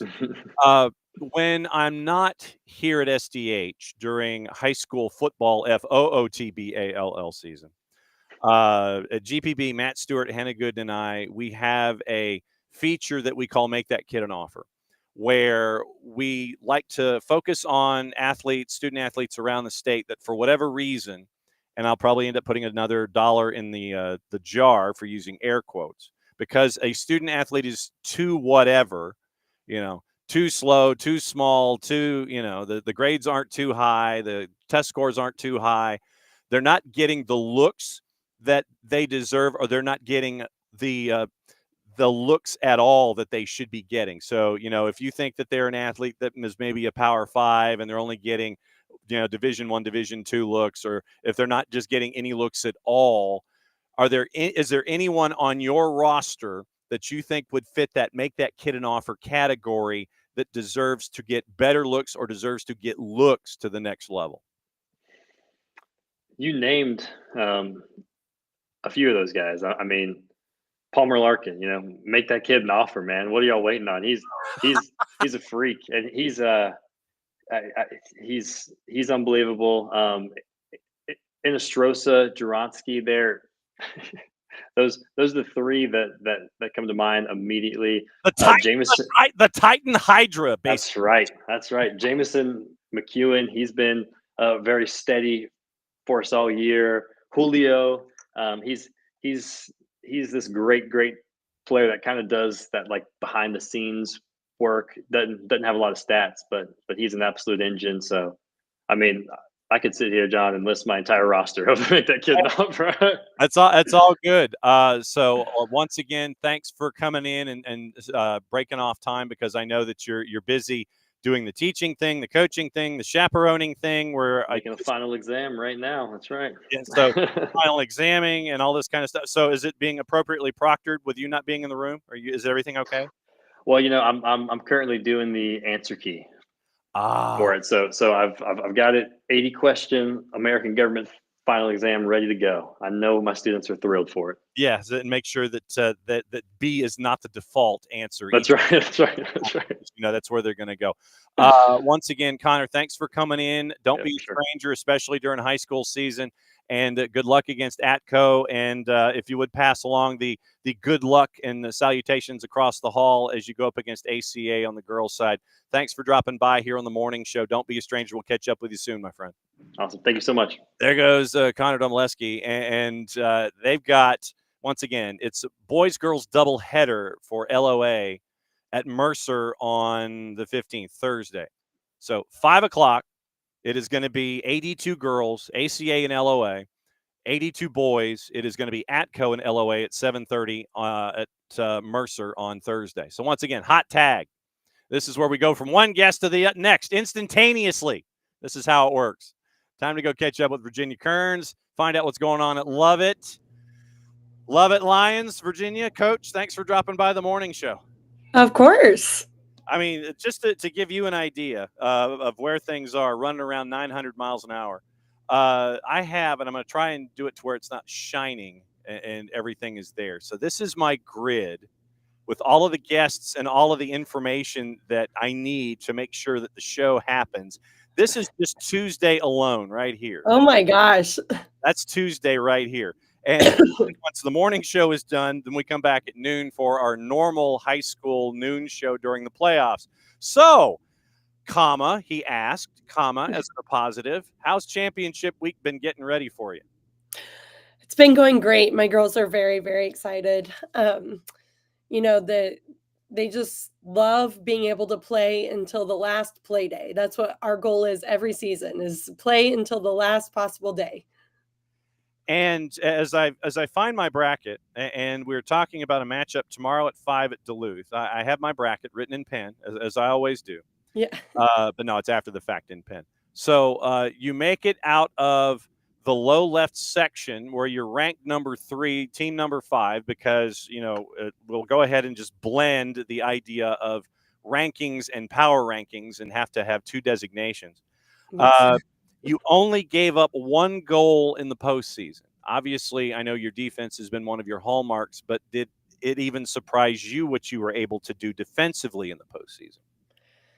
It did. We've been working on it a lot. We had kind of a little bit of a rough patch. A lot of our defenders got hurt in the middle of our season, so we were kind of makeshifting our back line with midfielders for a while. And so we've been working really, really hard on our defense. And so I was very, very excited and proud to see them pull out so many clean sheets and be able to use the skills that we've been working on so effectively in the postseason. That's what we're all building up towards. So we're peaking at the right time. 16-3-1, 6-0. You ran the table in region, ranked number 20 in some polls here in the state of Georgia. If I had told you, if you and I were talking, say after the New Year's parties and in the January break, and we start talking, and I tell you that you're going to be in the last game of the year in the private division back in January, what would you have told me?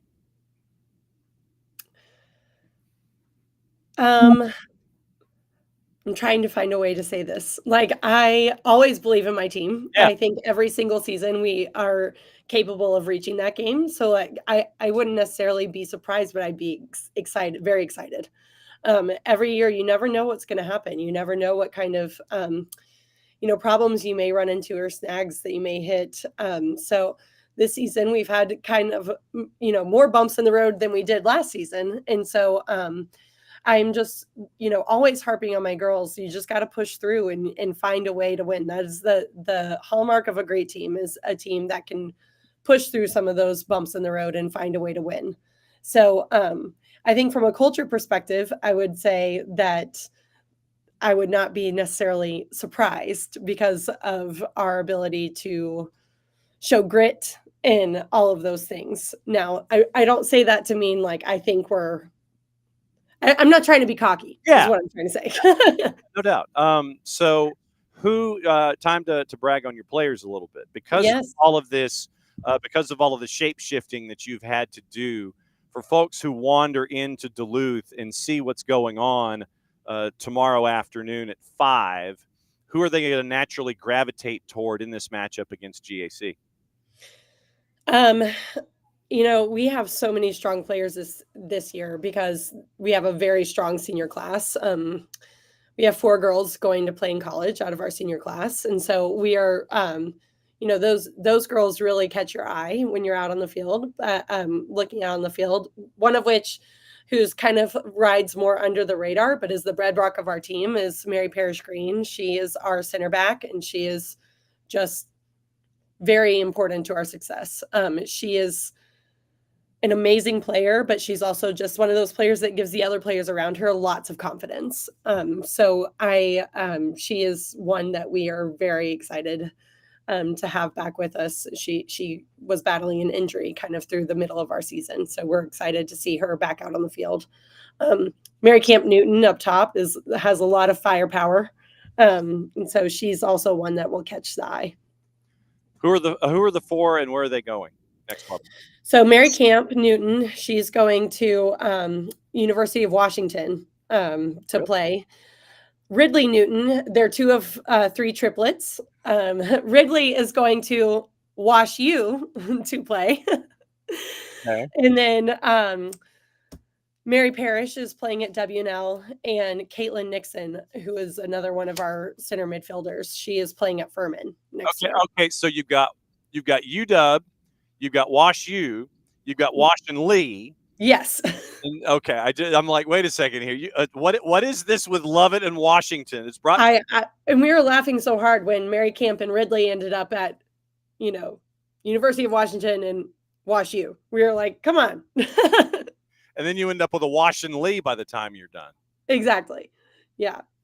You talk about you mentioned your the makeshift defense, but by the time the seasons to this point, 20 matches, you've only given up 19 goals. Obviously, it speaks to the messaging that you're trying to get across, the philosophy that you have, and the day-to-day lesson to try to sit there and it's like, okay, I need you to be here today, but they understand the greater picture when it comes to what you're trying to accomplish defensively. Right. Yeah, we talk a lot about that. We talk about you have to live in the present. You have to live. If we don't finish these 40 minutes to the best of our ability, the next 40 minutes, may not come. So we have to take it half by half, and while also understanding that we're moving towards a greater goal of finishing, playing in the last game and winning that last game. What concerns you the most about GAC, and what are you the most confident about GAC? Yeah, that's a great question. The GAC is a great team. We played them earlier in the season, and while the score looks like it was one-sided, it really was not a one-sided game at all. The score did not reflect the play. And so I think they have a lot of really great athletes up top. They play very direct and towards, high pressure up top. And so I think that that's one thing that we have to really keep our eye on and make sure that we are defending the way that we know we can. In terms of the way I feel like we can use our strengths is I think if we play through our midfield and play into our forwards and make sure that we're possessing the ball the way that we know how, then we'll be okay. But we have to do both of those things to win. When you look at Buford and Marist, who are on your schedule, what did you learn about those matchups as they're making deep runs the same way that you are in their classifications?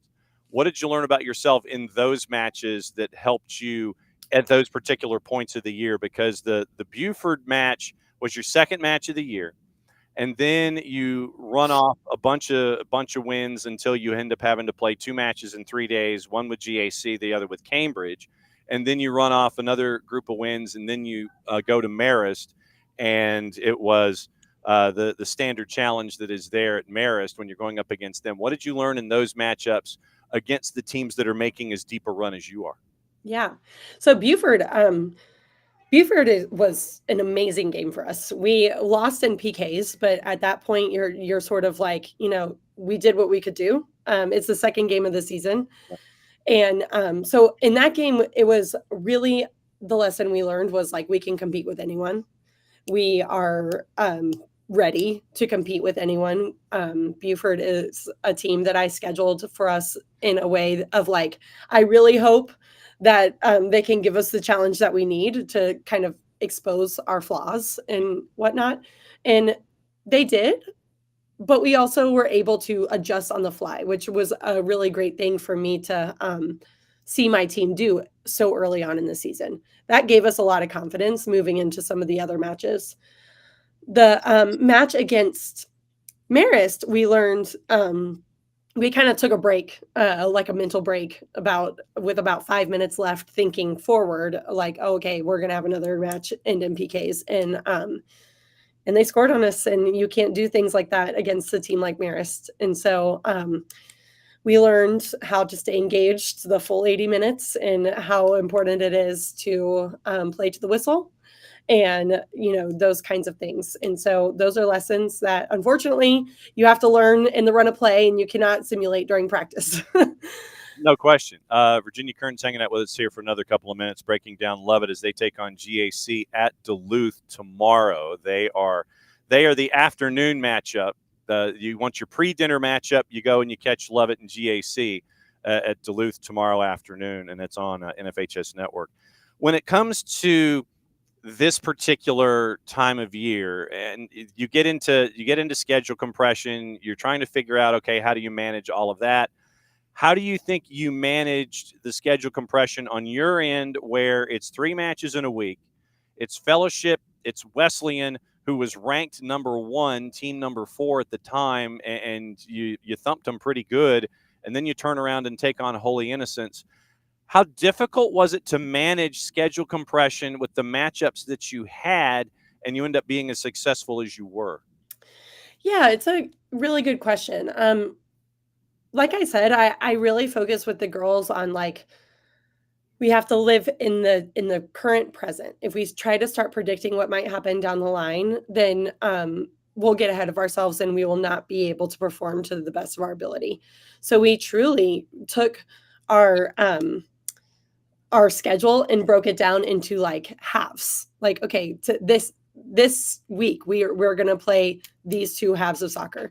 If we win both halves, we win the game. And at halftime, we talk about how we're going to win the next half.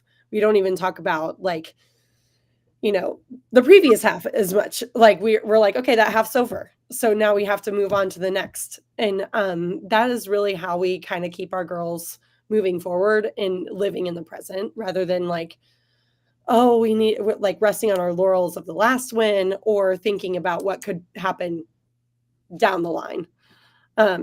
In this game will be no different. We will talk about how we're going to win each half.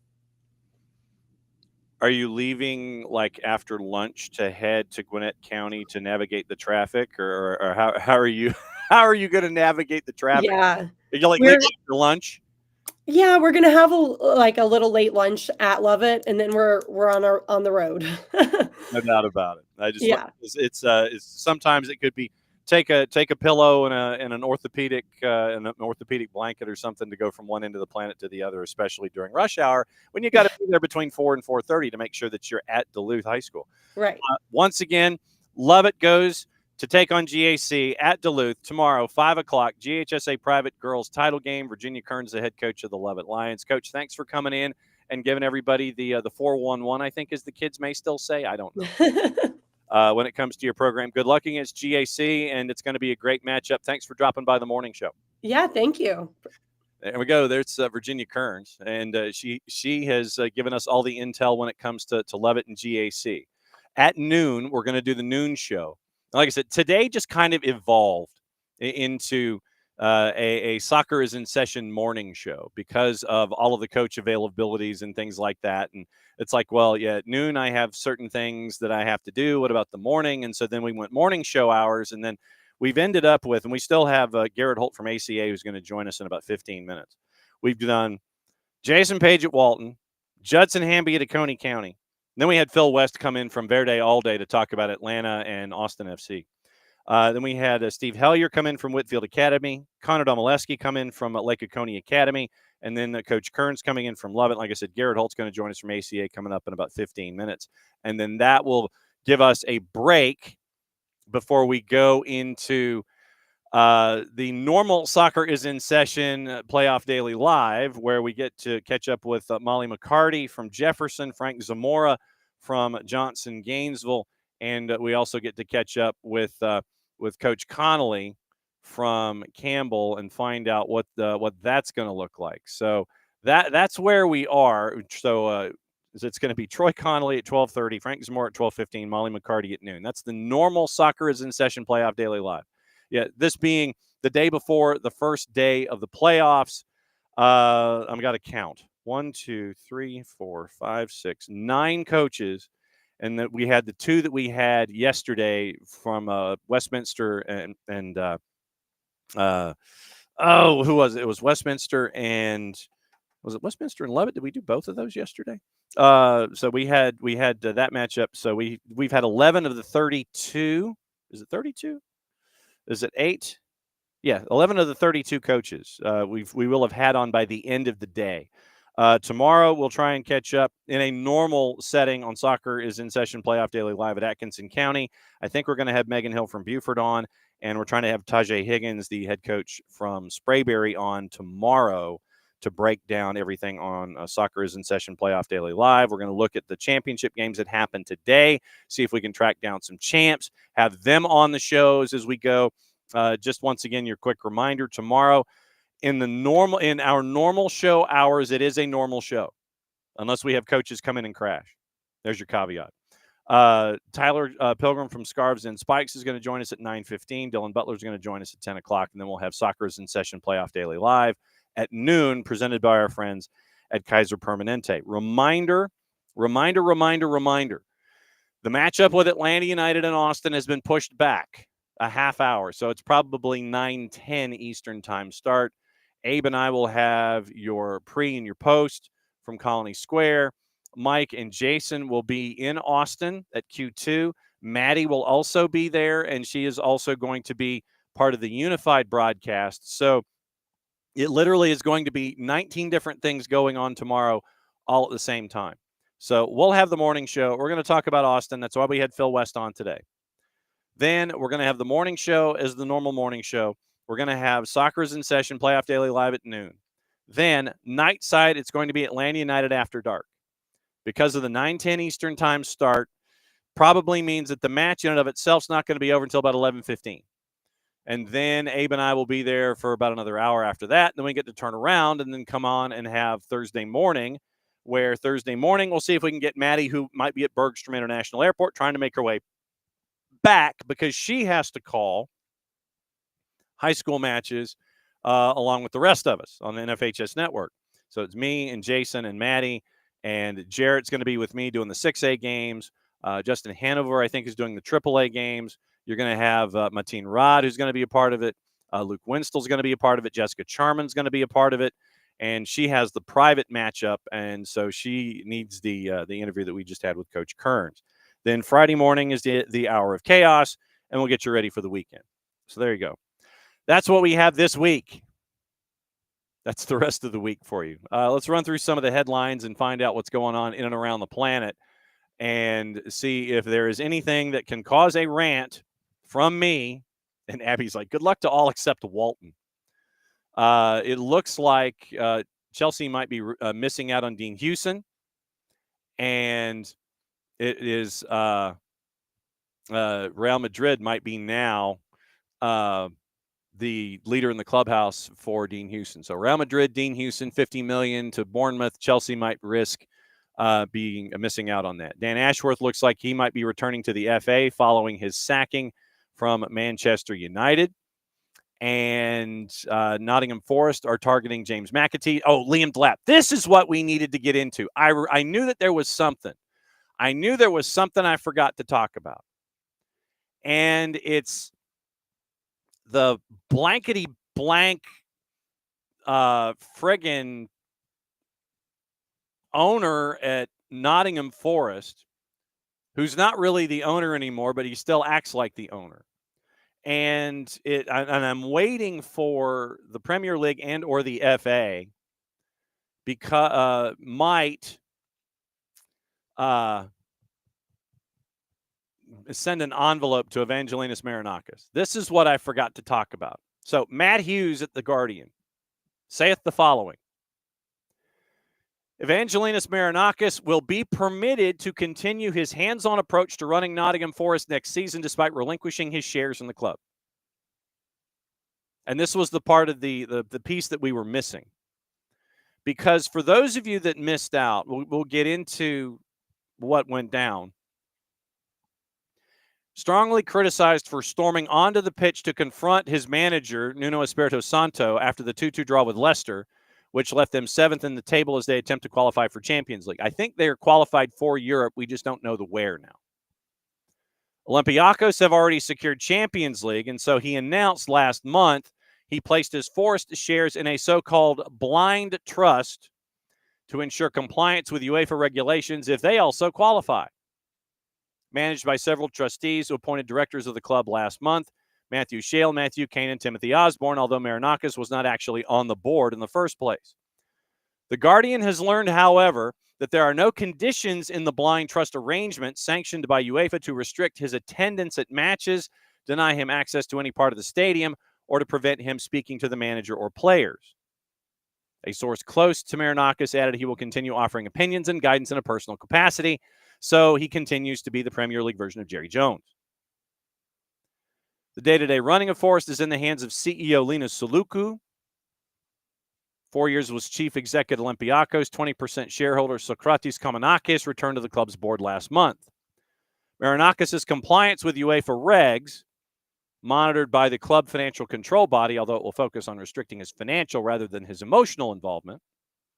Forest have already submitted details of their new ownership structure to UEFA, who've passed it on to the CFCB for approval. Marinakis' response is different than Sir Jim Ratcliffe's. He did not attend a single Nice match this season after he parked his shares when both qualified for Europa League. The Leicester draw secured European qualification, which we knew. Although reaching Champions League is no longer in their hands, as Chelsea and Villa have both one more point with 2 matches to go.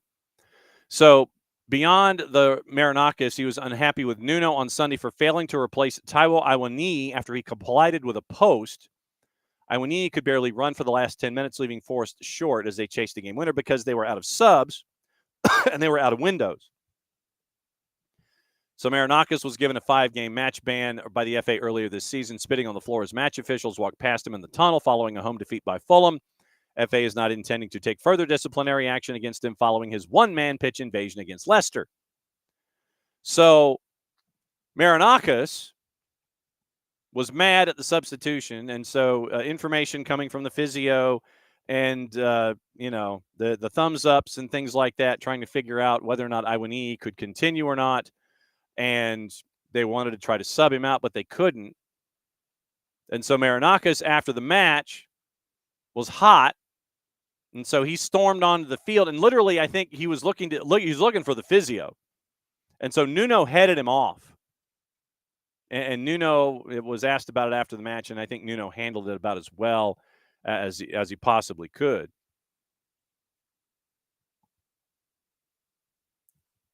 He ran into a post trying to score 5 minutes later. Nuno was seen consulting the medical staff, didn't replace the striker. Forest let slip the chance to claim 5th, stay in control of their chances to qualify. Nuno said it was disappointing for everybody. Taiwo gave it a go, but it was too painful for him to really push and help the team. There was a misunderstanding between the coaching staff and the medical department. We had the heads up to make a sub, then Taiwo tried, but he could not run fully. We feel disappointment and frustration, of course, but it is because of the owner and his passion we are growing as a club. Us as a club, we owe a lot to the Marinakis family. And so then, of course, Marinakis comes out with a statement. Today is a day for celebration because Nottingham Forest now guaranteed to be competing on the European stage once again. Blah, blah, blah, blah, blah, blah, blah. So then in the punditry department, Gary Neville called the behavior by Marinakis scandalous. And I can't quite do a Gary Neville impression yet. If I was Nuno, I'd be going and having a very strong word with him because that's an absolute scandal. He just qualified them for a European competition, and from where that club's been, and to be remonstrated with on that pitch in front of the club's fans is an absolute joke. And you'll remember that Marinakis, when he was given the 5-match ban, spitting on the floor as match officials walked by. You remember what they said? Do you remember? You remember what they said as the defense at the time? The defense at the time for Nuno, or for Evangelinus Marinakis is that he smokes a lot and he was basically just hawking. It wasn't at the officials. He just had to, because of his smoking habits, he had to export. That was the defense that was given. While functionally true, you got to be like, come on, man. I mean, that is a hell of a legal defense that you had to export. It wasn't at the officials. I had to kick it out. So that was literally the defense at the time. And it worked. You got a 5-match ban. So, sure. But then you go out because you're mad after a miscommunication on a substitution. And so then you go out and you charge on the field and you sit there and you want to wag your finger and get in the face of the physio and or your coach. So that's what you were in. That's what you were ending up with there. So Nuno defends his owner, as he should. Napoli failed to make a bonus game pay as uncertainty is in their front office. The Women's World Cup, we've yet to really discuss that. The tournament's expanding to 48 teams at the 2031 version. So you got to keep an eye on that. But, yeah, I always forget. It's the Times. It's not just Times. It's like the Times. There we go. Trying to see if there are any other headlines before we end up with we have our final interview here of the morning show, and it's Coach Holt from ACA who's going to be joining us here in the next couple of minutes. And so Georgia Stanway was named in the Lionesses squad despite not playing in 2025. There's that little piece of news. Speaking of Nottingham Forest, Taiwo Iwaniru was rushed to the hospital after the match and where he was forced to play. So Sheffield United, they beat Bristol City 6-0 in the aggregate, so they are in the playoff. They are in the playoff final in the championship. So it would be their first Wembley win in 100 years. And if United win the Europa League, it might be just a barbecue and no bus parade. Might be just a bus parade. So you've got. I mean, you win Europa League. I mean, do you really want to have a? You want to really have a bus parade winning Europa League? I'm sure that in some situations you would. But I mean, if you're Nottingham Forest, you're kind of like, it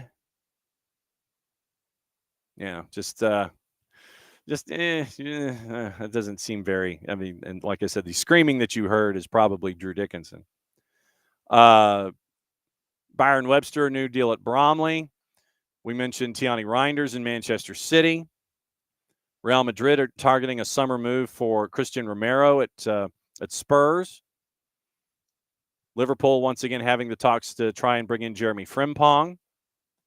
We mentioned the window closing because of the extraordinariness of the two windows, because you're going to end 4 hours earlier, impacting the Club World Cup mini window and the summer window. Understood that all other leagues in Europe will implement a similar change introduced to allow a more normal working pattern for staff across football. June 1 to June 10, you get the week off. June 16, September 1. And that was one of the other reasons why, is that you can't have that continuous window. And so you've got that week break to have the extraordinary window, the normal window, and Club World Cup and everything else that's dancing around it. Kaveh Solakal at Sky says, if you get to the latter stages of the Club World Cup, you're going to probably make an extra £100 million. So Liverpool can turn around and say, you got to make us an offer. Solakal says, I think what Real Madrid would say is your season ends at the end of May. You're going to be paying him in June for doing nothing. If you allow him to come to us, you'll be saving the wages. Maybe that's Real Madrid's line of attack. Other point to make is even if he's not released in time to play the early stages of the Club World Cup, because Real Madrid have 3 group matches between the 18th and the 27th, he could join mid-tournament to play in the knockout. So in the tournament after the group stages, you can add players to your squad, the extraordinary window. And so he would be on the 30th, he would be that free agent. Sky Germany, Florian Plettenberg understands Xabi's going to take over at Real Madrid before the Club World Cup. Bayer Leverkusen's managing director confirmed that Jonathan Tah is going to leave the club at the end of the season. David Raya from Arsenal's on Real Madrid's shortlist. They've also begun talks with Leandro Trossard over a new contract, or they want to extend until 2029 is where they're looking. We mentioned Giovanni Mana being very coy about Kevin De Bruyne and Napoli. Casemiro is set, according to the four-letter paper, for a hefty pay rise if Manchester United win Europa League. Pay rise, once again, that's the word that's used on the other side of things. Now, on the other side of the ocean, it's a pay rise. We call it a pay raise. It's a pay rise. So that's where we are. Abby, good luck to everybody except Walton. Go love it. And so that's where we are. Once again, waiting for Coach Holt to come dropping in, and he will be our last interview of the day, at least on the morning show. And then once again, we'll be back at noon, and we'll catch up with Coach Holt about life at Atlanta Classical Academy on the girls' side, and find out about their run to get to this particular point in time, and find out what the run has been like for them in Class A going forward. So it is an opportunity for us to catch up with ACA. And ACA has been a team that has been, one that has been an absolute challenge. And we've done ACA matches in the past here on the network, but ACA comes out as the 3 seed out of Area 6, ranked number 5. But once again, we get into rankings and power rankings and such. And so ACA is coming out of Class A Division 2. We mentioned Lake Oconee Academy and what it's going to be like on the girls' side. The boys' side and the girls' side is part of that doubleheader. ACA is the left-hand side of that doubleheader. And so it'll be interesting to see what the approach is going to be for ACA here as they are lined up in their matchup. So let me grab their schedule. Atlanta Classical Academy. Okay, so there we go. And 13-5, 3-2 in region. And when you look at ACA's schedule, don't score a lot of goals, but they also don't give up a lot either. I mean, they've scored twice as many as they've given up, and so about a goal and a half a match as they get ready for the matchup against 12-6 LOA. Their losses on the season: Walker, Galloway, Elite Scholars, and we know all about Elite Scholars from the matchup that they had at Silverbacks Park against Lincoln County on the boys' side. And so then you lose to Tryon and Providence Christian. And then ever since Tryon and Providence Christian, you wanted to prepare for the playoffs. Tryon was your last region matchup. And so then Towns County, Crawford, Screven, Irwin, you've run the table.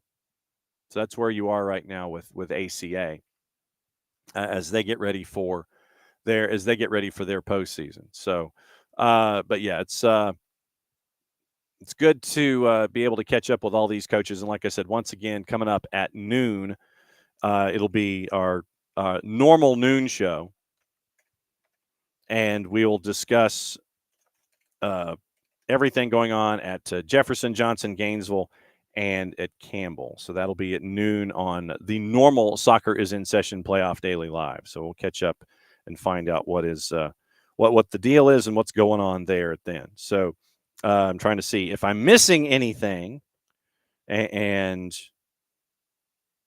I'm trying to figure out if I have, like I said, if I've missed any piece of information, I've got to dial back there. But yeah, the biggest thing with what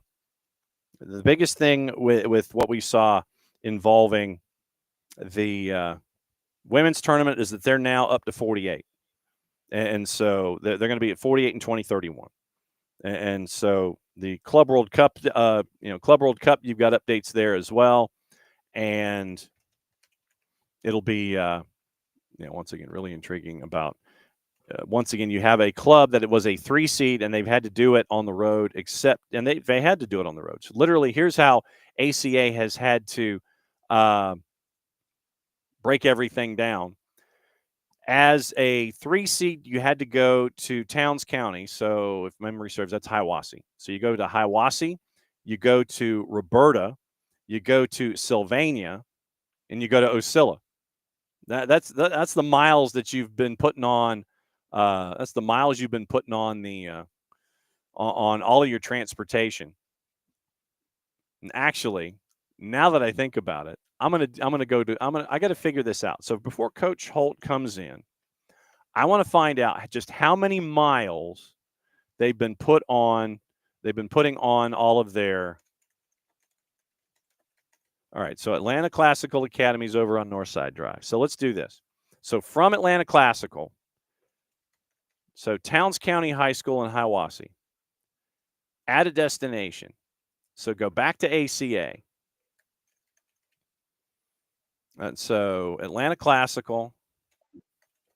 All right, so we're workshopping math here, and here's Coach Holt. So let me let me find out what's going on with everything at ACA. So Garrett, we're doing math. Okay. And I'm trying to figure out, and you might have a faster answer than I do. How many miles have you put on the ACA vehicles in this postseason? Do you have an answer? I don't have an answer off the top of my head. I could tell you in hours how many hours we put on in the car, but not miles. It'd be a fun experiment to run. All right, so let's run the experiment. Now that I'm thinking about it, tell me about your season while I'm doing math. What's it been like to get to the last game of the year? It's been kind of a roller coaster. It's I think a goal we were hoping for at the beginning, and kind of got off to a bit of a rockier start than we were hoping. We have a pretty small school, so 6 of our players, about a third of our team was on the basketball team. So for the first several games, first month of the season, we had lost about 4 or 5 of our starters there. So kind of getting rolling with that, and then kind of throwing them into mid-season without a break was a bit hard. But things finally started to come together. We got a bit of a young team. I think we have about 7 freshmen and 5 sophomores on the team. So some of that just even taking a little while to come together. But it all started to kind of move in the right direction toward the end of the season. Okay, I have our answer. Oh, exciting. It is 20 hours and 13 minutes of travel. Wow. Okay. I'm going to write this down so I have a log of this. Yes. So what I did is I basically said, okay, from Atlanta Classical to each destination and back. Yep. So from ACA to Towns and back, to Crawford County and back, to Screven County and back, and to Irwin County and back.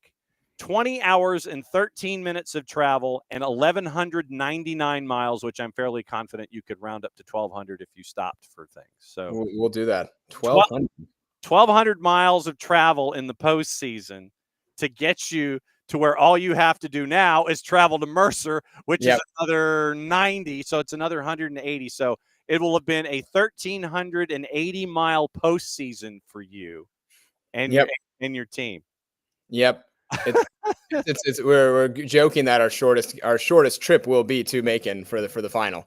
And when you look at this young group of yours that have had to, that obviously with playing and everything, freshmen aren't freshmen at the end of a season, sophomores aren't sophomores, they're more like juniors, and so on and so on. What's it been like to see everyone mature as the season has gone along to get to this particular point?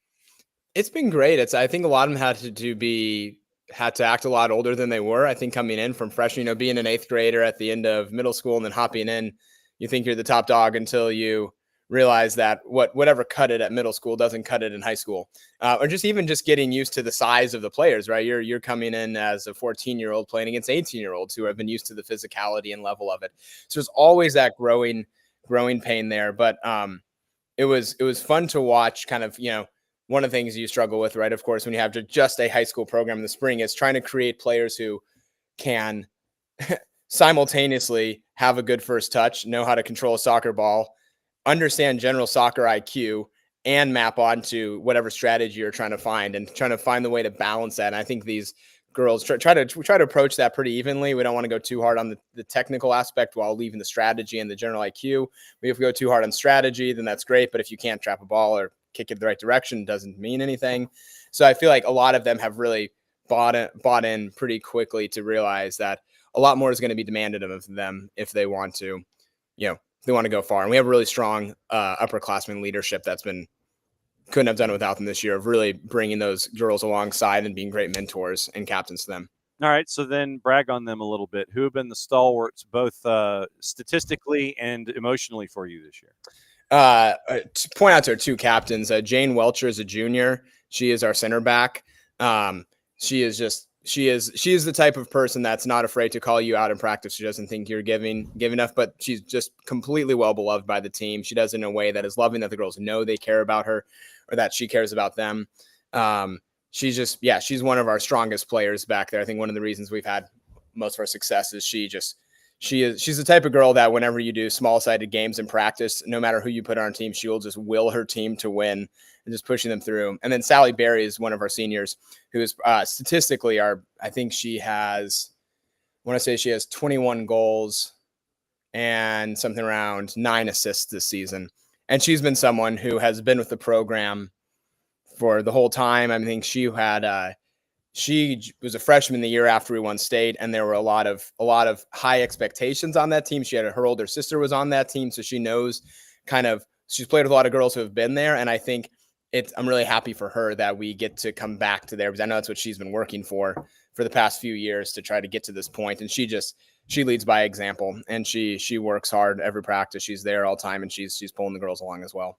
2 games in 3 days to finish up the regular season at Tryon and at Providence Christian. Yeah. What'd you learn about yourself in those 2 games that ended up sending the scoreboard upside down both times?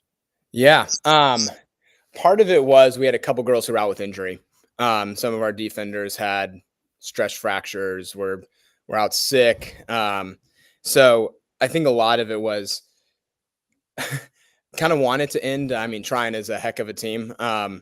They had we didn't really have much answer for their forwards when we played them that game. And then Providence also great at moving the ball around. And I think I'm glad we were able to end with those. I think we kind of needed a little kick there to say, like, hey, this is what you've been playing at is not going to cut it here. I think them realizing that I like to think a little bit to watching the movie Miracle in one of our film days. We're like, hey, the Soviets beat us 2-3, and then we came back 10 days later.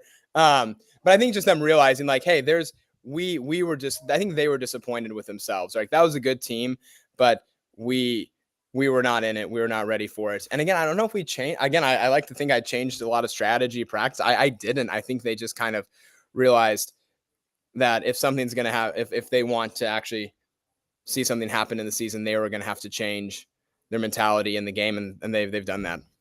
Garrett Holt, head coach at ACA, getting ready for Class A D2 Girls Championship against LOA. It is 2 days from now, so that is Thursday at 5 o'clock. My calendar's running together. So if you're her, are you normally a Herb Brooksian kind of a coach and giving those kinds of speeches this time of year? How are you wired? Not normally. I kind of span the spectrum there. I have a couple of coaches that might, a couple of assistant coaches that help out that might tend more in that direction.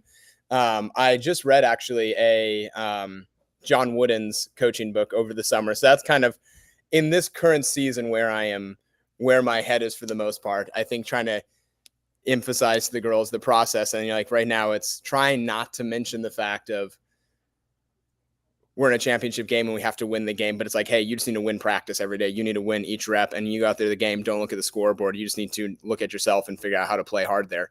So that's kind of the approach I've really been trying to instill this year. I don't know if I've done that as consistently as John Wooden would have, or as accurately, but trying to move in that direction, just to like, we can't handle. We're going to play a team that's play a team that are better than us, and we could give our best game, and they're just better than us. And if we did it and we won, or we lost or won, and we left our best effort on the field, you should be happy with yourself. So then what are you the most concerned about with Lake Oconee Academy, and what are you the most confident about with Lake Oconee Academy? They just play really structured, organized soccer. I mean, I think just their whole team is competent across the board. Like they competent to excellence. I think like looking there, it's like, and I mean, I don't mean competent as like an average. I mean, just like they trap the ball, they pass the ball, they know where they're supposed to be. And when you play a team like that, they're ready. I mean, like they're ready for whatever comes at them. And so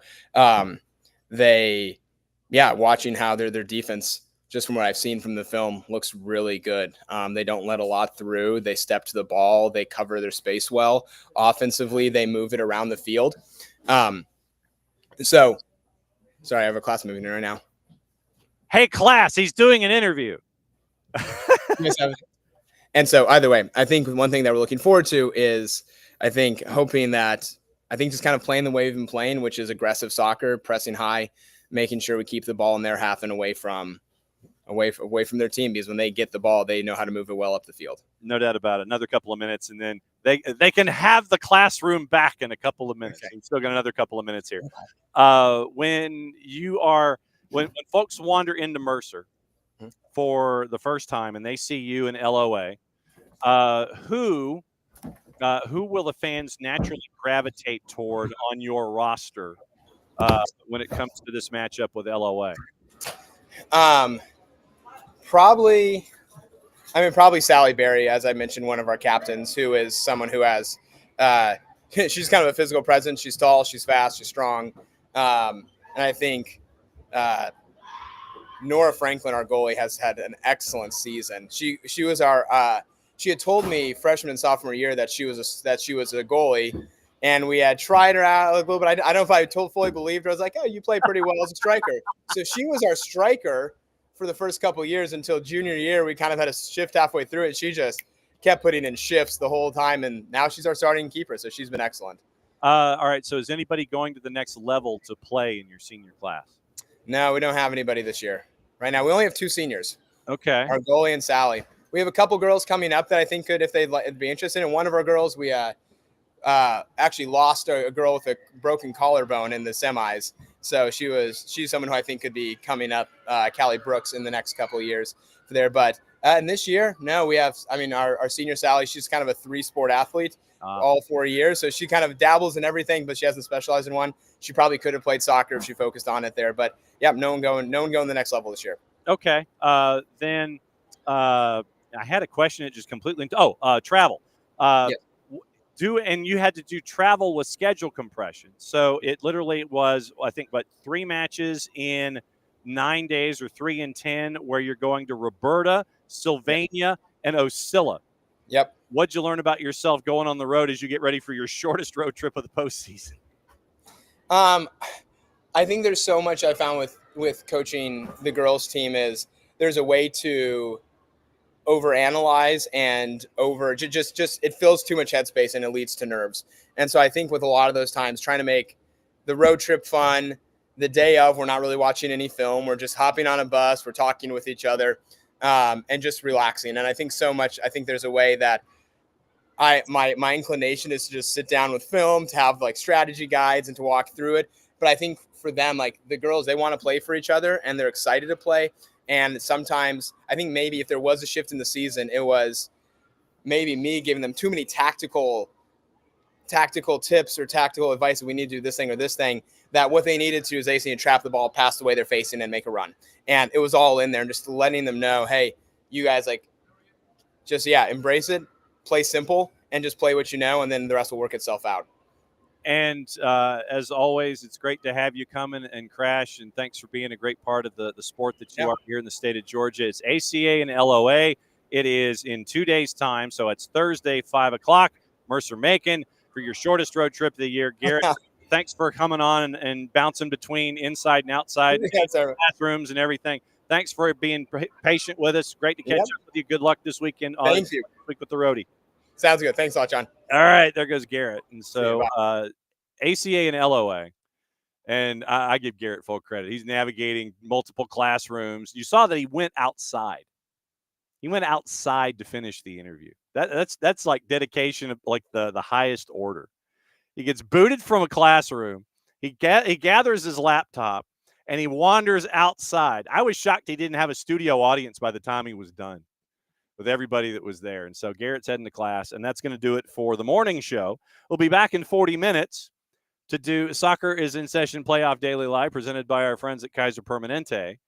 And we catch up with Molly McCarty, we catch up with Frank Zamora, and we catch up with Coach Connolly and find out about what in the wide world of sports is going on in all three of those campuses as they get ready for championship games as well. And so, no, this was absolutely fun.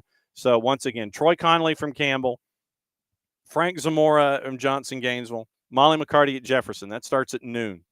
Thanks once again to Jason Page at Walton, Justin Hamby at Oconee County, Phil West at Verde All Day, talking Austin FC and Atlanta United.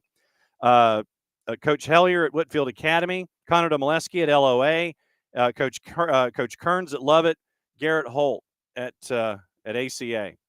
That's just a small portion of what's going to be happening here in the state of Georgia when it comes to the championships in high school over the next couple of days. We're going to try to bring as many coaches as we can, fit them in as we continue our discussions about Atlanta United, getting into the midweek, getting you ready for Austin, coming out of the Austin match while the championships are still going on, and getting you ready for the Philadelphia match this weekend. So that's where we are. That's what we know. Back at it again in 40 minutes. This has been the morning show, and we kind of figured it was going to be this chaotic. So once again, thanks to all of you folks for hanging out with us. Back in 40 minutes. And since it's the end of the show, mucho plati, I'll play it safe. That means I get to do this. See you at noon.